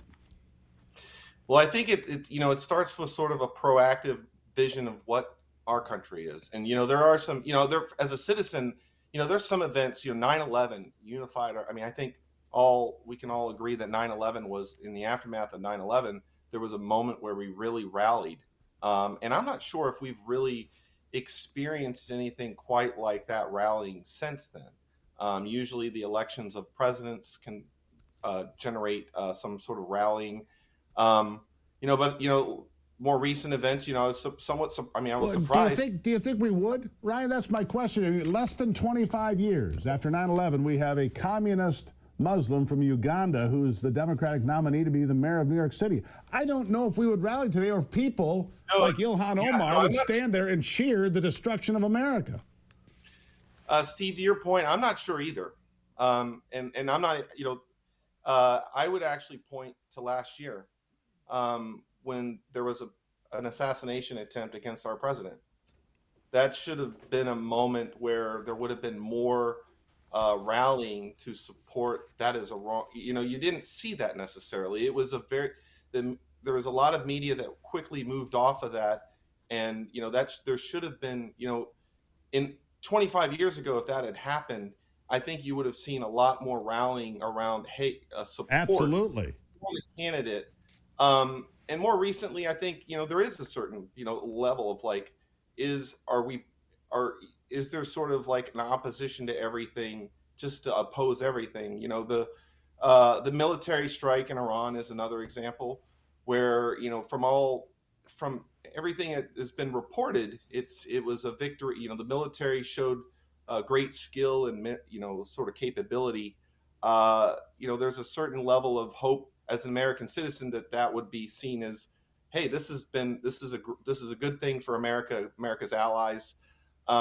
So I share some of your concerns about whether or not, if we were to have like a 9/11 type of event, I'm not sure. And this is my big concern. This is why I'm pushing the book and the message, is that, there are these scars and these wounds that need to be healed. And, if we have another 9/11 type of event, we need to be able to come together as a country. I guess people have to ask themselves, what are you willing to do to defend this nation? What are you willing to do to ensure the next generation and the one after that can raise the stars and stripes in pride and remember this nation for who she is and what we've done, and remember that the wounds that we have along the way, those define character to me. Ryan, I'll give you the last word. No, absolutely. And that's really kind of the message of the book, is that, there's a quote by Leonard, that where basically the cracks are where the sort of light shines. It's also an opportunity for roots to grow. And, through the next generation, my son's he's just commissioned in the Army, and a lot of, he's got the afterword, my book. And I would just say there's a lot of hope in that generation that they can carry that message and unify our country. There you have it. Downriver, Memoir of a Warrior Poet. Learn about America. Take time. Ryan McDermott, have a great 4th of July weekend. Thank you for being here. Thank you, sir. You too. Greatly appreciate it. All right, so there you have it. George Washington. I mean, he basically set the stage for who we are. The way he conducted himself, the way he did everything. The way he did everything.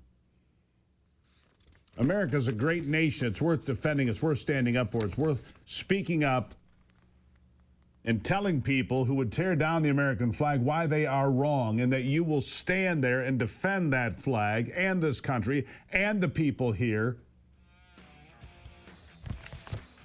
God bless America. I'll be right back.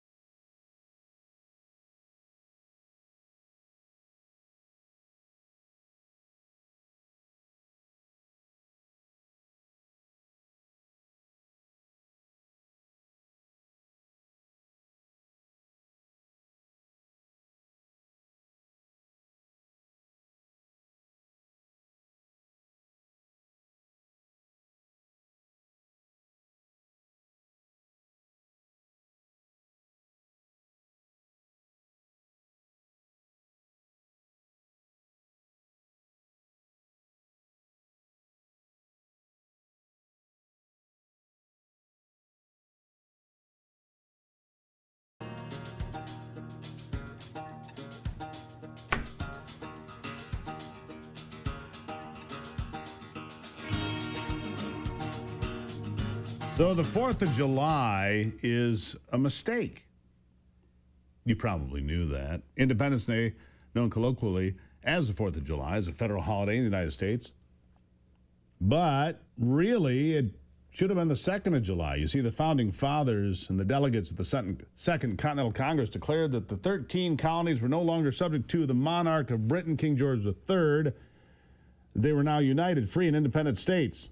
The Congress voted to approve independence by passing what is known as the Lee Resolution, July 2nd, 1776. But it was signed July 4th. Independence Day associated with fireworks, parades, barbecues, carnivals. I'm just seeing what it says here. All right, so the legal separation occurred July 2nd when the Second Continental Congress voted to approve a resolution that had been proposed by Richard Henry Lee of Virginia, declaring the United States independent from Great Britain's rule. And after voting for independence, Congress turned its attention to the Declaration of Independence, a statement explaining this decision, which had been prepared by the Committee of Five, which asked Thomas Jefferson to author its first draft. I believe he was 33 years old. While Jefferson consulted extensively with the other 4 members of the Committee of Five, he largely wrote the Declaration in isolation over about 17 days between June the 11th, 1776 and June 28th, 1776. From the second floor, he was renting in a 3-story private home at 700 Market Street, Philadelphia. It's now known as the Declaration House, if you've ever been to Philly. It was within walking distance of Independence Hall. Congress debated, revised the wording of the Declaration in some places, removing Jefferson's vigorous denunciation of King George III for importing the slave trade. Thomas Jefferson railed against the slave trade, finally approving it 2 days later on July 4th. A day earlier, John Adams wrote this to his wife, Abigail: the 2nd day of July, 1776, will be the most memorable epic in American history. I am apt to believe that it will be celebrated by succeeding generations as the great anniversary festival. It ought to be commemorated as the day of deliverance by solemn acts of devotion to God Almighty. It ought to be solemnized with pomp and parade, with shows, games, sports, guns, bells, bonfires, and illuminations from one end of this continent to the other, from this time forward forevermore. Well, Adams was right. He was just off by 2 days. From its onset, they celebrated the 4th of July. And for forever, historians have argued whether or not the Declaration of Independence was signed on July 4th, even though Thomas Jefferson, John Adams, and Ben Franklin all later wrote that they had signed it on that day. Most historians have concluded the Declaration was signed nearly a month after its adoption on August 2nd. 1776, not on the 4th of July at all. What do you think of that? History lesson time, right? By the way, 50 years to the day. 50 years to the day. 4th of July, 1826. What happened? That's right, Shane. Brother Shane got it right. Thomas Jefferson and John Adams both died the same day. Both presidents. Yes, they both died 50 years after the Declaration was signed. Both very old for their time. Jefferson, 83, and John Adams in his 90s, if I'm not mistaken. One other president died on the 4th of July. James Monroe. He died 4th of July, 1831. And one president was born on the 4th of July. Without using your little smartphone, does anybody have the answer? Brock, you have the answer. What president was born on the 4th of July? Yeah, got nothing from Brock. I'm going to guess President Obama. No, sir. Meh. Anthony, you got any? Can you name At least I didn't cheat, Steve. Teddy Roosevelt. Hey, that's a great guess, but Teddy Roosevelt was born on my birthday, which, of course, is in October. Calvin Coolidge is the answer you're looking for. Calvin Coolidge. Never heard of him in my life. Yeah, probably haven't. That doesn't surprise me. Yeah, he was president, what, 100 years ago, right? He was president in the Roaring '20s, man. He had a great 100 years presidency. ago. Oh, so Steve, that was in your late teens. Right, exactly. Brock, why do we put up with this? You know, these children running around at our feet here. You know, there's snot. Oh, that was expected. That didn't. I knew that was coming. Oh, boy. It did not become a paid federal holiday, by the way, the 4th of July, until 1938. That I didn't know. Yeah, it was an unpaid federal holiday in 1870 forward, right? But it didn't become a... Well, and that would have been when I was in high school, right, Anthony, 1938? Yeah, about that. About that. Well, yeah, about that. I heard you dye your hair. Yeah. I hope you choke on a hot dog this weekend. Oh, whoa. You have no idea what I put up with here, folks. These little children. Not Brock. Brock is a mature human being. I'm 50 years old. I'm an old man. Yeah, you're mature. You can join the Association of Mature American Citizens. You can be an AMAC. You can get your AARP card, Brock. Congratulations. I know. You get discounts at Arby's and Taco Bell or wherever. 5 years ago, I started getting stuff in the mail from AARP. I'm like, oh, thanks. Thanks, though. Do you take the discounts? I never do. I should. You should take the discounts. I don't. Yeah, no, not yet. Either. What's that, maybe when I'm discount? 60. What's that, child? The senior discount? Yeah, the senior discount, Anthony. Yeah, yuck it up over there. Maybe when I'm 60 if if I make get it there. that far. All right, well, I've got to reprimand the staff around here. I'll take a break and be back. Happy 4th of July to everyone, including the kids. We'll be back in just a moment.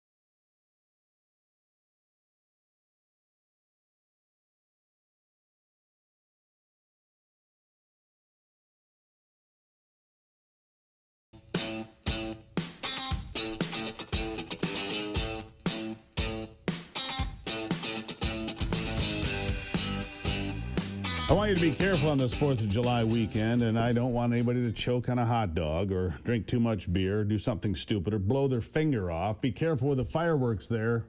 Thank you for clarifying. Yeah. Careful with that axe, Eugene. So, I don't know if you saw this story, Brock. 7 people still missing after a warehouse packed with explosives, fireworks that is, exploded last night in Northern California. It happened at a pyrotechnics facility, Esparto, that's Yolo County, about 6:02 local time. I mean, the pictures are just mind-blowing. They're working with the property owner to determine the whereabouts of the 7 missing people. I've got a bad feeling about this one. The site remains under evacuation. Power is out. I guess this actually happened on Tuesday, and they're still trying to find the people. Well, you can figure. I mean, it was an enormous explosion at this warehouse. Still trying to get it under control. I mean, these fireworks facilities face very stringent controls and safety protocols. Well, one of them didn't work. That's obvious. So there you have it. All right, so I'll be doing fireworks, but I'm waiting until Saturday night. But I will be doing fireworks for all to see and for all to enjoy. My fireworks are wonderful. By the way, Sparky's, you can find them online. Good folks. I like them a lot. Sparky's Fireworks. Let me see if I can find there it is. In Sparky's Fireworks Outlet, 3731 Ann Arbor Road, Jackson, Michigan. They are awesome. They really are. So give them some support. Sparky's Fireworks Outlet.com. Been friends of the show for years, and we support the folks down there. Sparky's Fireworks Outlet, Jackson, Michigan. It's the best store in the state. Fight's a good fight. Keep the faith. God bless America. Remember, only you can save America, and have a great and wonderful 4th of July weekend, my friends. We will talk soon.